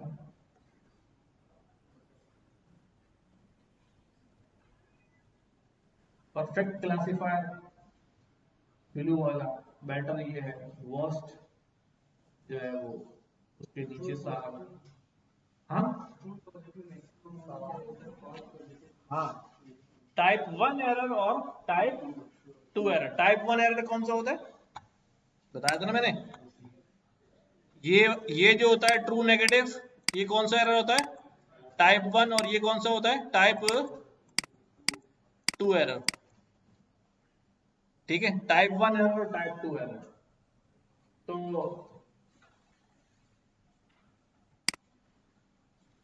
फॉल्स पॉजिटिव कौन सा है भाई, टाइप 1 है टाइप 2 है, फॉल्स पॉजिटिव। हाँ, और ट्रू पॉजिटिव एरर है। नहीं ना यार, ये तो सही वाले हैं ना, एरर वाले नहीं, एरर वाले नहीं। असल में वो मैं उल्टा बोल गया, फिर गिलास पलट जाएगा, देखो आ जाएगा। फॉल्स पॉजिटिव यानी पॉजिटिव बोल के क्या हो गया, फॉल्स हो गया, और ट्रू पॉजिटिव क्या हो गया, पॉजिटिव बोल के ट्रू हो गया। किसके दरमियान चेक कर रहा है रिलेशन, पॉजिटिव बोलने की कैपेबिलिटी चेक कर रहा है, नहीं कर रहा, कि पॉजिटिव बोल के फॉल्स भी हो गया, पॉजिटिव बोल के ट्रू भी हो गया। तो अब ये ग्राफ क्या जा रहा है, थोड़ा गौर करो।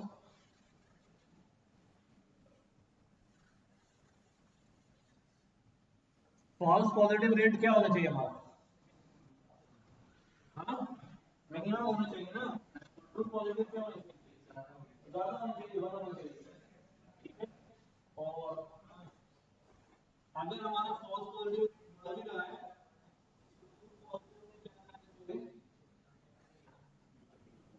फॉल्स पॉजिटिव क्यों होगा,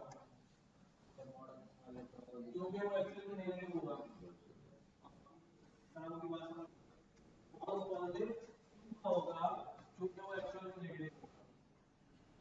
मतलब नेगेटिव बोलने में क्या कर रहा है, बचाने में, बट पॉजिटिव को बचाने में गलती करना चाहिए, पॉजिटिव सारे सही होने, ऐसा क्यों करते हैं पॉजिटिव सारे सही होने, बिकॉज अगर हम किसी चीज को आइडेंटिफाई करते हैं, किसी चीज को आइडेंटिफाई कर रहे हैं जहाँ पॉजिटिव को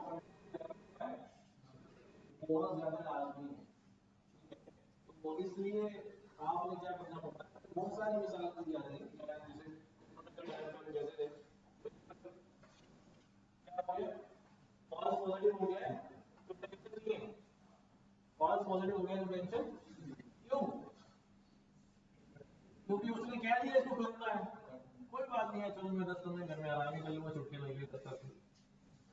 लेकिन अगर वो ट्रू नेगेटिव हो गया तो छोड़ दिया अपने मार्केट में उसको, है ना, उसने नेगेटिव बोला, negative true negative false negative, false negative हो गया तो फिर गड़बड़ फैल जाएगी। ठीक है, तो अब वो थोड़ा ध्यान रखना। नेगेटिव बोला कि कोरोना नहीं है और फॉल्स हो गया और उसको था कोरोना, हाँ, और था उसको, तो फिर तो गड़बड़ हो जाएगी ना। हाँ, और पता नहीं क्या है। अच्छा, अब एक काम आप लोगों को करना है, आरओसी कर्व को और अच्छी तरह से पढ़ के आना, हम डिस्कस करेंगे अगली क्लास में और इसको बनाएंगे भी। F1 स्कोर जो है बाय डेफिनेशन तो ये होता है कि ये हार्मोनिक मीन होता है। क्या हुआ, बंद हो गया? हार्मोनिक मीन होता है प्रिसीशन और रिकॉल का। क्या होता है?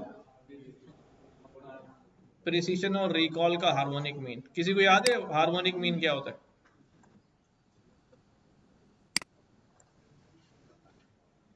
क्या जमाने याद आ गए भाई, कोई तो होगा मैथमेटिक्स पढ़ा हुआ। हाँ, क्या बात है, देखो उस्ताद उस्ताद होता है। देखो हमारे पास अगर दो नंबर होते हैं ना, 5 और 10, मैं इसका मीन निकालूं तो क्या होता है? a plus B upon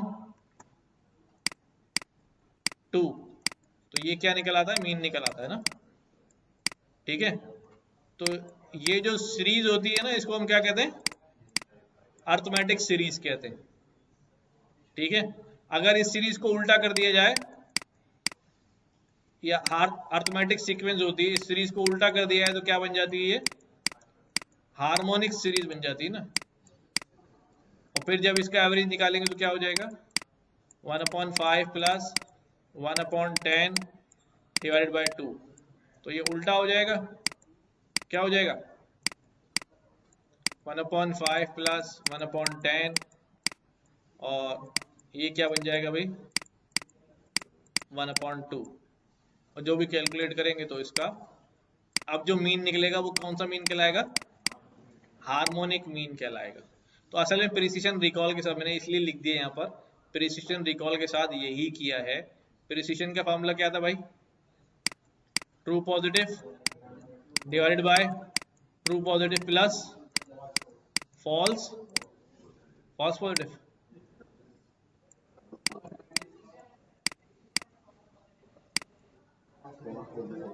false positive, true positive, false positive. और रिकॉल में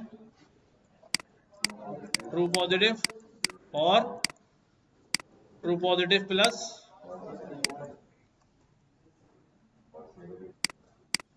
फॉल्स नेगेटिव। ठीक है, अब इन दोनों का एवरेज निकालें तो क्या होगा? हाँ,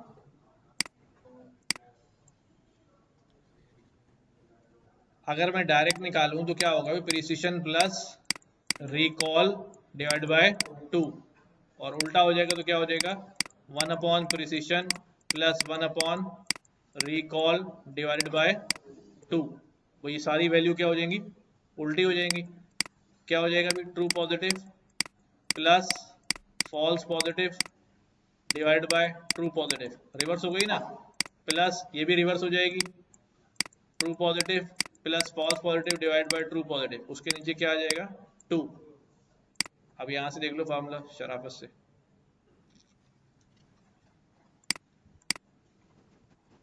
समझ में आ जाएगा सभी।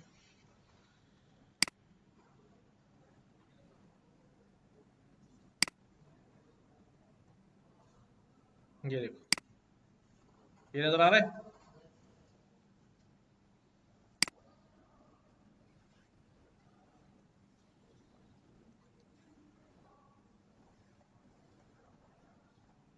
ये लिंक मैंने आपको पहले भी शेयर किया हुआ। क्या है भाई?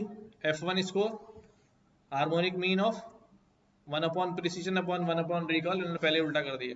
2 multiply precision recall, precision plus recall. Why is F1 score calculated? हमें इससे गर्ज नहीं है, व्हाटएवर, हमें पता होना चाहिए कि कर क्या रहा है। Using harmonic mean instead of simple arithmetic and geometric means. To put it simply, harmonic mean encourages similar values for precision and recall.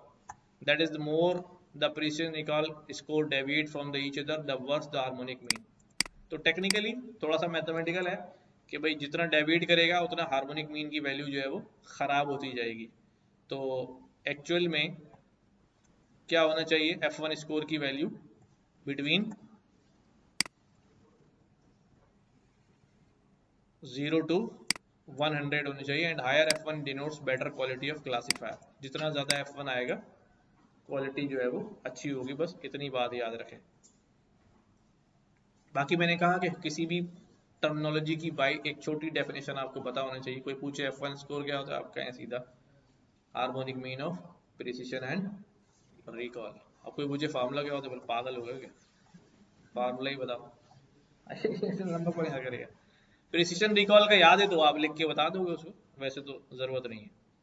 बाकी वेटेड स्कोर वगैरह है, छोड़ दें इसको, काफी है। अच्छा, अब ये है कि हमारा जो मॉडल था वो हमें कितनी एक्यूरेसी दे रहा था, 83% एक्यूरेसी दे रहा था।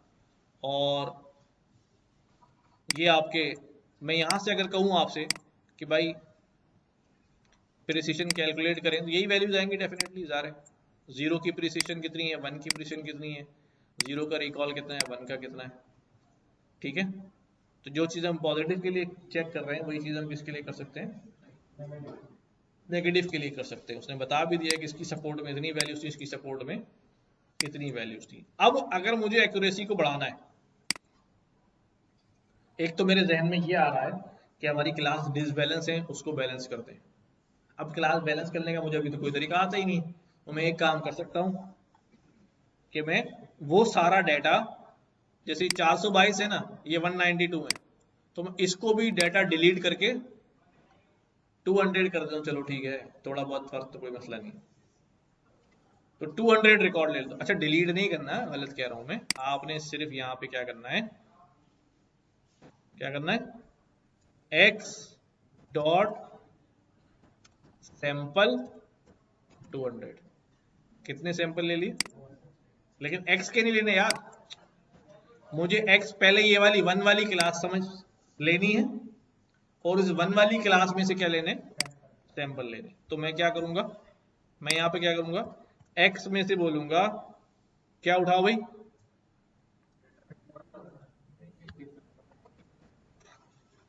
या ऊपर से लेना पड़ेगा थोड़ा, यहां से लेना पड़ेगा, ठीक है। डेटा में से क्या करूंगा, डेटा में से बोलूंगा भाई लोन स्टेटस। हम मेथड्स भी यूज करेंगे जो हमारी क्लास को बैलेंस करके देंगे। सारे लोन स्टेटस में से कौन से वाले सिलेक्ट करो, कौन से ज्यादा हैं, 1 वाले ज्यादा हैं, 1 वाले सिलेक्ट करो, ठीक है। और इसके आगे इसमें से कितने सैंपल उठा लो, 200 सैंपल उठा। अब ये रैंडम कितनी वैल्यूज आ गई, 200, ठीक है। अब इस डेटा को मैं क्या कह लेता हूं, नहीं एक्स नहीं कहूंगा, इसमें तो वाई भी अभी शामिल है ना, इसको मैं वैसे ही कह लेता हूं, बैलेंस डेटा कह लेता हूं। क्या, बैलेंस डेटा। अब इस बैलेंस डेटा में से मैं क्या करूंगा, एक्स और वाई निकालूंगा, ठीक है। नहीं, अभी इसमें तो साले कौन सा वाला डेटा आ गया, पॉजिटिव आ गया ना। अब इस बैलेंस डेटा को और नेगेटिव डेटा को मर्ज कर दूं, पहले नेगेटिव डेटा उठाऊं, ये मैंने गलत, इसको अभी बैलेंस नहीं कहना चाहिए, इसको मैं कहता हूं पॉजिटिव, नहीं एक मिनट, इसको मैं कह देता हूं नेगेटिव। अब मैं यहां कहता हूं डेटा, समझना भाई, पूरे डेटा में से अलग अलग उठा लिए, 0 वाले उठा लिए और 1 वाले उठा लिए। वैसे तो उसके उठाने की जरूरत नहीं थी, सारे नेगेटिव सिलेक्ट कर लूं, सैंपल की जरूरत नहीं, नेगेटिव में तो है 192, ठीक है ना, तो सैंपल करने की जरूरत नहीं है। अब मेरे पास मेरे डेटा सेट 2 क्लासेस वाइज जो है अलग हो गए। मैंने फाइनली क्या करना है, अब मैंने यहाँ बनाना है बैलेंस डेटा। बैलेंस डेटा के लिए क्या करूंगा मैं, pd डॉट कॉनकैट, कॉनकैट कर दो किस किस को, पॉजिटिव और नेगेटिव को, पॉजिटिव कॉमा नेगेटिव को दोबारा जोड़ दो, ठीक है। जोड़ने के बाद इसमें से क्या ले लो, सैंपल ले लो, कितने के, सैंपल इसलिए ले रहा हूं ताकि वो शफल हो जाए, वरना पॉजिटिव ऊपर नीचे नेगेटिव नीचे रह जाएंगे, और ट्रेनिंग में सारे पॉजिटिव चले जाएंगे, टेस्टिंग में सारे नेगेटिव चले जाएंगे। तो शफल करने के लिए क्या कर रहा हूँ,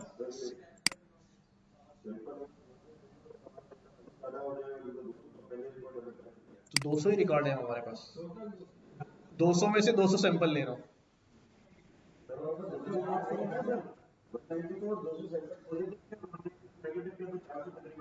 तो मैंने नहीं ना, हाँ सैंपल 400 करने ना यार, सही सही कह रहे, सैंपल 400 कर दिया तो वो शफल हो जाएंगे। अब मैं सॉरी सॉरी सॉरी 392, ठीक है 392, इसलिए तुम लोगों को नींद थोड़ी आती है। नहीं वो अंदर जब मल्टीपल चीजें डील कर रहे होते हैं ना, फिर उधर फोकस नहीं होता ना। तो अब बैलेंस डेटा को अगर मैं देखूं तो मेरे पास ये रैंडम नंबर्स आ रहे हैं और क्लासेस भी क्या आ रही होंगी, रैंडम आ रही होंगी, 1 1 1 0 1 सब मिक्सअप हो गए। अब इसके अंदर से मैं क्या उठाऊंगा, डेटा के अंदर से नहीं बल्कि बैलेंस डेटा के अंदर से मैं एक्स उठाऊंगा, बस बाकी मेरा काम आगे वैसे ही चलेगा। वाई के अंदर भी बैलेंस डेटा।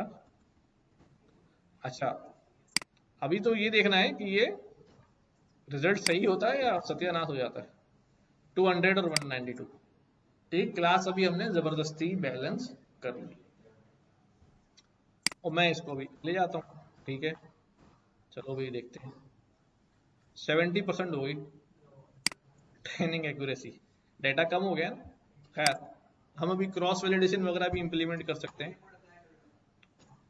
क्रॉस वैलिडेशन लगा लेते हैं। तो टेस्टिंग में कितनी होगी 73, यानी एक्यूरेसी हमारी क्या हो गई है, डाउन हो गई है। बट हम जाके प्रिसीशन में देखते हैं वहां क्या सूरत हाल है, वहां बराबर आया नहीं आया। यहां पर क्या हो गया 78 68, कम तो होगी ज़्यादा, एक्यूरेसी लेवल नीचे गया है तो ये इधर भी कम आएगा। अब ये प्रिसिशन जो है वो 0 पे 78 और 1 पे 66%, ज़्यादा फर्क नहीं पड़ा है, मज़ा नहीं आ रहा, जो हम एक्सपेक्ट कर रहे थे वैसा काम नहीं हो रहा है। टेस्ट में जो है बेहतर है, देखो टेस्ट में बेहतर हो गया, ये कर दिया ना, रन कर दिया, टेस्ट में बेहतर हो गया। 0 की और 1 की प्रिसीशन लगभग क्या हो गई, बराबर हो गई। हम यही चाह रहे थे ना, बेसिकली हम यही चाह रहे थे कि वो बाइसनेस क्या हो जाए, खत्म हो जाए। 71 76 गुड है, इतना तो हमारे डेटा में फर्क है 8 10 का, अगर वो भी 192 करूंगा तो शायद बेहतर हो जाए। और करके देखें ताकि हमारा एक इंट्यूशन तो डेवलप हो। हम आते हैं यहाँ पे, कहाँ लिए थे हमने, 200 के बजाय यहाँ कितने कर दूं, 192, बिल्कुल एग्जैक्ट बैलेंस कर देते हैं। कहाँ कितने हो जाएंगे ये, 180 384, ठीक है 192 192। नाउ गो ऑन टेस्टिंग, नहीं इधर बेहतर हो गया, देखो रिकॉल कम है, ठीक है। टेस्ट में देखो प्रिसीशन 60 60 60 और 66,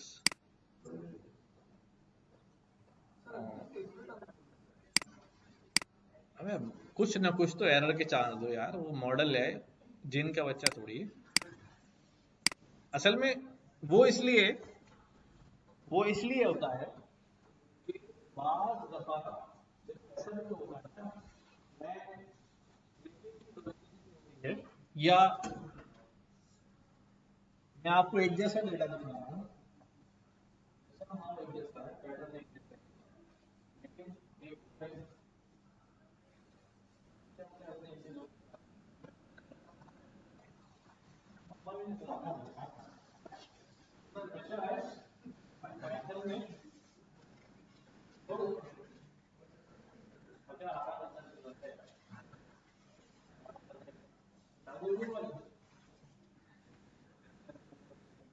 तो अब बात ये है कि मैं एक को मैं क्या कह रहा हूँ, यस कह रहा हूँ, एक को मैं नो कह रहा हूँ। अच्छा,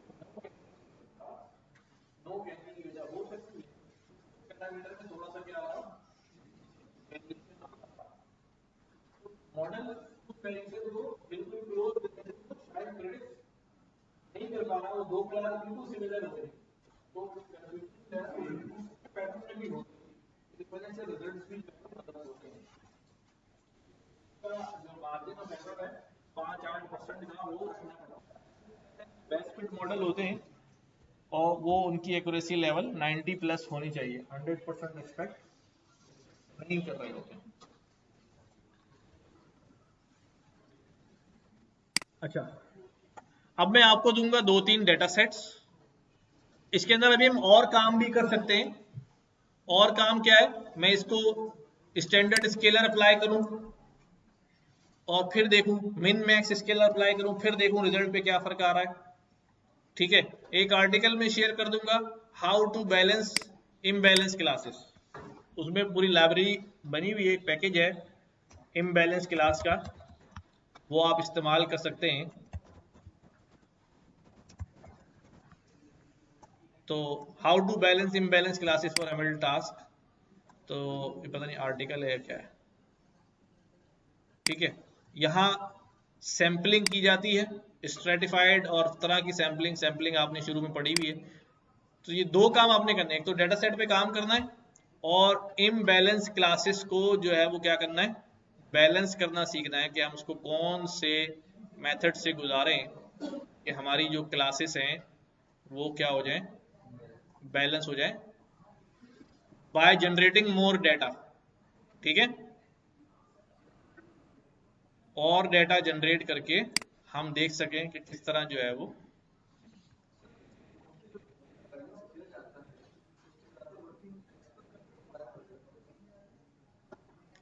दोनों ही होने चाहिए ना, एक्स इनपुट है वाई, दोनों ही होने चाहिए।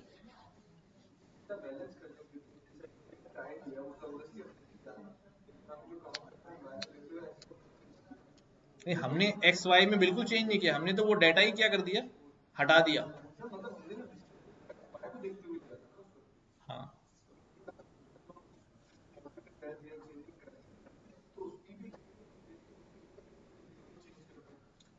देखो, देखेंगे तो हम उसी एक्स या वाई, उस वाई को ही देखेंगे ना, जब भी तो पता चलेगा कौन सी क्लास है। अगर मैं कह रहा हूँ मुझे वाई क्लास में और डेटा चाहिए, तो मैं ऐसे डेटा जनरेट करूंगा प्रीवियस डेटा को देख के जिसमें वाई वाली वैल्यूज रिपीट हो रही होंगी।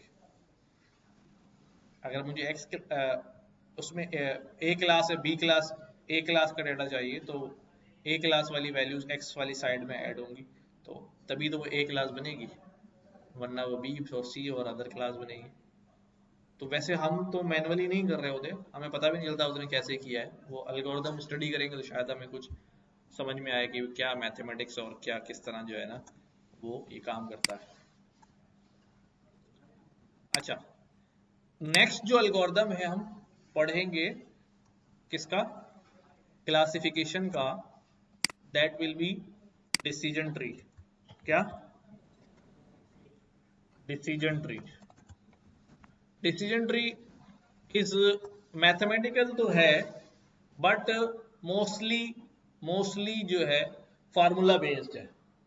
जैसे लॉजिस्टिक रिग्रेशन है ना, उसके अंदर तो वही समझ में आ रहा हो पीछे काम कर रहा है, लेकिन डिसीजन ट्री में बाकायदा आपको पेपर वर्क पे कैलकुलेशन जो है वो डालनी पड़ती है। ठीक है,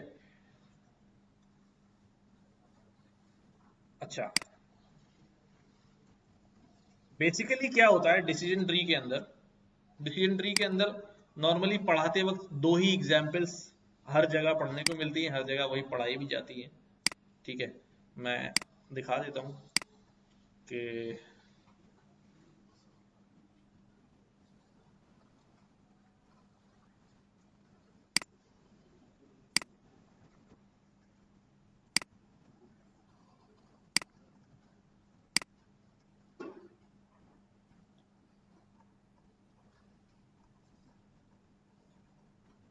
लाइक हमारे पास ये डेटा है, मोस्टली आपको यही एग्जाम्पल्स मिलेंगे। मौसम ऐसा है, टेम्परेचर ऐसा है, ह्यूमिडिटी इतनी है, तो कैसे वर्क करता है।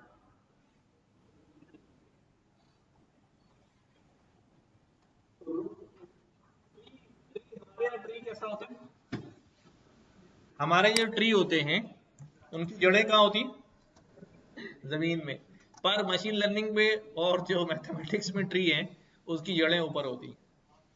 ठीक है, हम बेसिकली हमारे पास एक रूट नोड बनती है। ट्री स्ट्रक्चर क्या होता है, नोड बनती है, उस नोड में से फिर दो नोड्स निकल गई, तो ये जो है वो कौन सी नोड है, ये रूट नोड है और ये चाइल्ड नोड है। ठीक, क्योंकि ये पेरेंट भी है बट चूंकि ये फर्स्ट है इसलिए रूट भी कहलाएगी।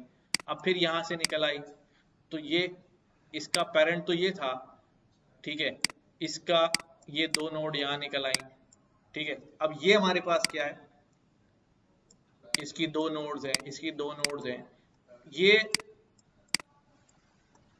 डेप्थ 0 है, ये ट्री की डेप्थ नंबर क्या हो गई, 1 हो गई। ये ट्री की डेप्थ नंबर क्या हो गई, 2 हो गई। इम्प्लीमेंटेशन बड़ी आसान है, बट ये बैकएंड पे सॉल्व कैसे कर रहा होता है, कैसे पता चलेगा कि मेरे मेरे इन कॉलम्स के अंदर से कौन सी नोड रूट नोड बनेगी। ठीक है, कौन सी नोड रूट नोड बनेगी, उसके लिए हम इसका इंफॉर्मेशन गेन कैलकुलेट करते हैं, इंट्रॉपी कैलकुलेट करते हैं। ठीक है, हम जब यूनिवर्सिटी में पढ़ते थे तो हम पेपर पे सॉल्व करते थे, मत पड़ जाती थी। रूट नोड कि वो कौन सा कॉलम होगा, अभी यहां समझाता हूं कि भाई ये आउटलुक का कॉलम होगा, टेम्परेचर का कॉलम होगा, जिसको पहले देखेंगे।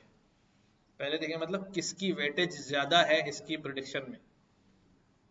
ठीक है, एंट्रोपी और इंफॉर्मेशन गेन भी यही कहते हैं। अभी मैं यहाँ पढ़ाता हूँ, अभी हमारे पास है टाइम थोड़ा सा, फिर हम इसको बाकायदा करेंगे। क्या अभी ये ID3 कहलाता है, क्लासिफिकेशन ट्री मुख्तलिफ तरह से बनते हैं, कार्ड ट्री भी होता है, ID3 भी, ये ID3 कहलाता है बेसिकली। अब होता क्या है, iterative dichotomiser 3, this use the entropy and information gain as metric, इस पर काम करता है, और ये गिनी इम्पेरिटी मैट्रिक्स पे जो है वो काम करता है। दोनों इस वाली एग्जाम्पल में दोनों हुए हैं, बट हम एक ही करेंगे। अच्छा, अब होता क्या है, अभी परेशान नहीं होएगा, सिर्फ समझाने के लिए अभी बस एक झलक दिखा रहा हूं कि हमारे पास there are 4 independent variables to determine the dependent variable. अब हमने ये चेक करना है कि हमारे 4 वेरिएबल्स में से ज्यादा अच्छा कौन सा वेरिएबल है जो हमारे इंडिपेंडेंट डिपेंडेंट वेरिएबल को सही मानों में डिटरमाइन कर रहा है। यानी वही बात है कि कौन से वैल्यू का, कौन से वेरिएबल का इम्पैक्ट कौन से टारगेट पे ज्यादा है। आप कहेंगे सर कोरिलेशन निकाल लें, पर कोरिलेशन तो न्यूमेरिकल वैल्यू में निकलता है। ठीक है, इस वजह से हम फंसे हुए। बात तो फिर वही रहेगी कि वो दो ही वैल्यू होंगी, और जब दो ही वैल्यू होंगी तो वो सेम आ रहा होगा, हर जगह 0 1 ही होंगे, हॉट है नहीं, हर जगह 0 1 होंगे। तो अब फंस गए, तो अब यहां पर आते हैं। अच्छा, क्या करना है हमने, पहली बात क्या कही मैंने, हमने ये देखना है कि कौन सा इंडिपेंडेंट वेरिएबल ज्यादा पार्ट अदा कर रहा है डिपेंडेंट वेरिएबल प्रिडिक्ट करने में। यही हम पहले भी करते रहे कि भाई कोरिलेशन निकालते थे कि इसका कोरिलेशन ज्यादा बन रहा है, इसका ज्यादा बन रहा है। वैसे तो अभी हमने फिक्र नहीं करी है, हम सब पूरा डेटा सेट ले लेते हैं, लेकिन कहीं कहीं हमें इंजीनियरिंग करनी पड़ेगी। The independent variables are outlook, temperature, humidity and wind. ये चारों इंडिपेंडेंट है, right. The dependent variable is whether to play football or not, play football or not. At first step we have to find the parent node for our decision tree। सबसे पहले step में क्या मालूम करना है हमें, वही रूट नोड निकालनी है हमारे डिसीजन ट्री के लिए। For that follow the step. सबसे पहले हम find the entropy of the class variable, class variable की एंट्रोपी निकालते हैं। ये बड़ा सिंपल सा फॉर्मूला है, देखने में आपको बड़ा मुश्किल लग रहा है, बट इट्स सिंपल, डरने की बात नहीं है। हाँ, ये फार्मूला जो है वो क्या फार्मूला होता है मैं बता देता हूं। बेसिकली कि हमारे पास टोटल जो डेटा है वो कितना है, मतलब इसको यूं कहते हैं positive divided by total log of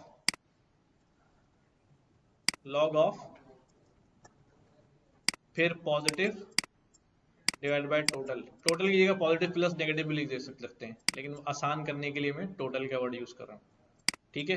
plus अब क्या होएगा, negative divide by total log of negative divide by total. बस सिंपल सा फॉर्मूला है। तो अब हमारे डेटा सेट के अंदर पॉजिटिव कितने, टोटल कितने, 1 2 3 4 5 6 7 8 9 10 11 12 13 14 15 14 है वैसे, इसलिए 14 यहाँ लिखे हुए। और इसमें से यस कितने, 1 2 3 4 5 6 7 8 9। तो क्या बन जाएगा भाई, 9/14 लॉग 9/14 प्लस 14 है टोटल, तो 5 वही रहेगा फिर 5.14 लॉग 5.14 क्या आ गई एंट्रोपी की value 0.94। Here typically we will take a look log to base 2, base 2 का log लेंगे। Here total are 14 yes or no, out of which 9 yes and 5 no based on calculate probability। अब जो probability calculate की है वो आ गई है हमारे पास। तो ये सीन बन गया क्या, from the above data loudly we can arrive the following table easily। क्या करते हैं भाई कि आउटलुक में के कैटेगरी आउटलुक में कितनी है, एक सनी कैटेगरी है, एक ओवरकास्ट और एक रेनी कैटेगरी है। सनी कैटेगरी के अंदर यस और नो कितनी दफा है, यस कितनी दफा है और नो कितनी दफा है। इसी तरह ये वाली कैटेगरी के अंदर यस कितनी दफा है, नो कितनी दफा है, और ये वाली कैटेगरी के अंदर यस कितनी दफा है, नो कितनी दफा है। ये इधर देख लें, डेटा में भी जाके देख लें। पहले सनी कैटेगरी है, सनी में नो 1 दफा 2 दफा, और सनी कहाँ है, सनी सनी सनी 2 दफा, 3 हो गए, ये 3 हो गए, ये 2 हो गए, ठीक है। यही चीज यहां पर लिखी हुई है, 3 नो और 2 यस। फिर ओवरकास्ट में भी जाके टारगेट के साथ देखेंगे हर एक को इंडिविजुअल। सही लिखा हुआ है यार, नहीं नहीं नहीं, अभी सिर्फ देख रहा है कि कौन सी चीज कितनी दफा। हाँ क्या हुआ, 3 नो है और 2 यस है। सनी में 1 नो, सनी में 2 नो, सनी में 3 नो और 2 यस है। सनी में 1 यस, सनी में 2 यस। यहां क्या लिखा हुआ है,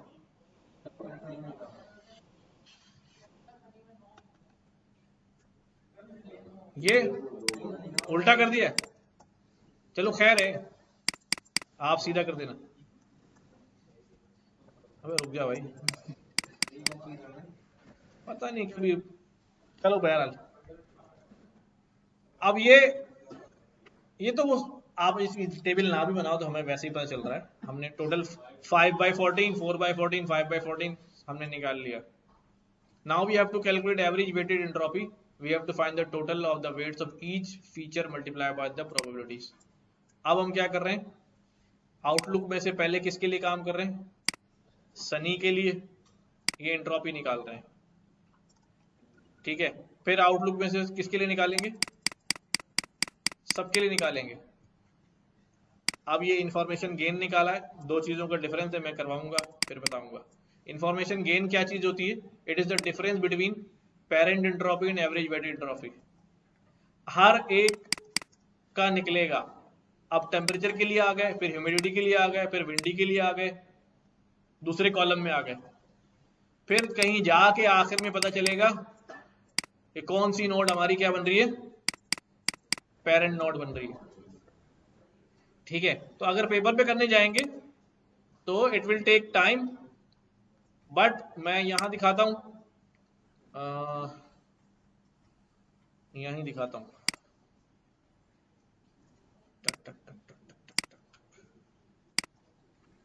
it's pretty simple to implement, but समझना थोड़ा सा आपको तंग कर देता है।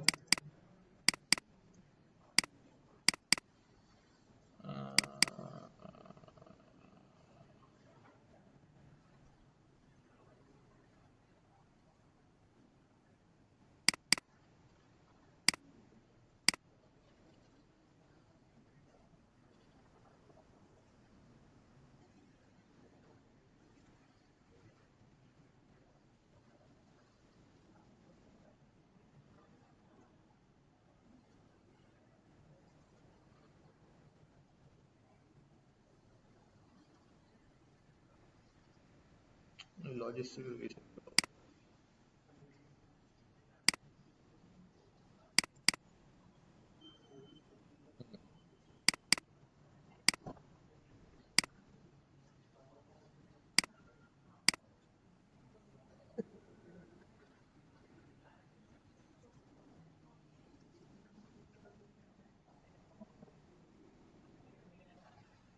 देखो डेटा था हमारे पास, डेटा को काम शाम जो करना था वो करने के बाद हम कहाँ पहुंचे,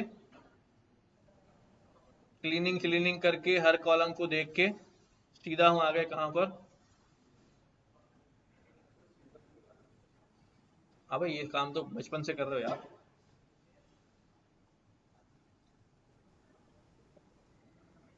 ये आ गए। यहां हमने क्या किया भाई, फ्रॉम sklearn इंपोर्ट ट्री, और ट्री के अंदर से हमने क्या किया भाई, डिसीजन ट्री क्लासिफायर लिया, रैंडम स्टेट सेट की, और बताया कि ट्री की डेप्थ कितनी होगी, 2 डेप्थ होगी। ये डेप्थ ही वो हाइपर पैरामीटर है जो हमने बार बार क्या करना है, चेंज करके रिजल्ट लेना है, और कुछ नहीं करना, बाकी सब चीजें वैसे ही हैं। DT2 का मतलब क्या है, डेप्थ 2 रखी हुई है, फिट कराया ट्रेन डेटा लेवल्स पर, स्कोर निकाला और रिजल्ट देखा तो ट्रेनिंग स्कोर 72% था, टेस्टिंग स्कोर 72%। फिर हमने क्या किया, डेप्थ 3 रख के देख करा, सेम चीज दोबारा मॉडल ट्रेन कराया 3 के लिए, स्कोर निकाला, बढ़ गया स्कोर 73 75, पहले कितना था, यानी जैसे जैसे ट्री की डेप्थ बढ़ रही है वैसे वैसे स्कोर क्या हो रहा है, बढ़ रहा है।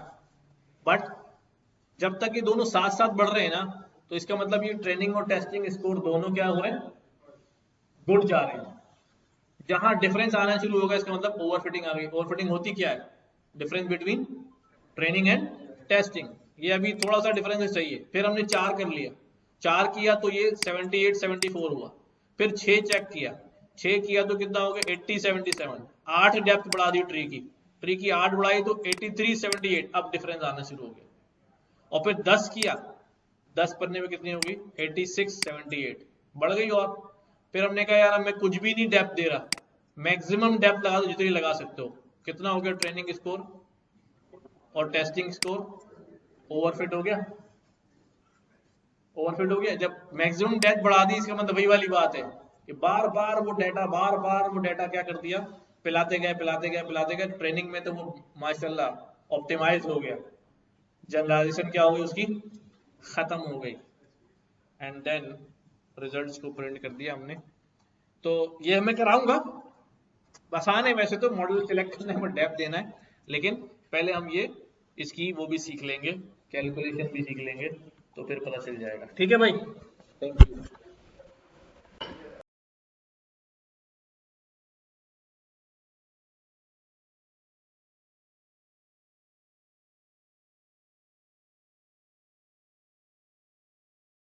यार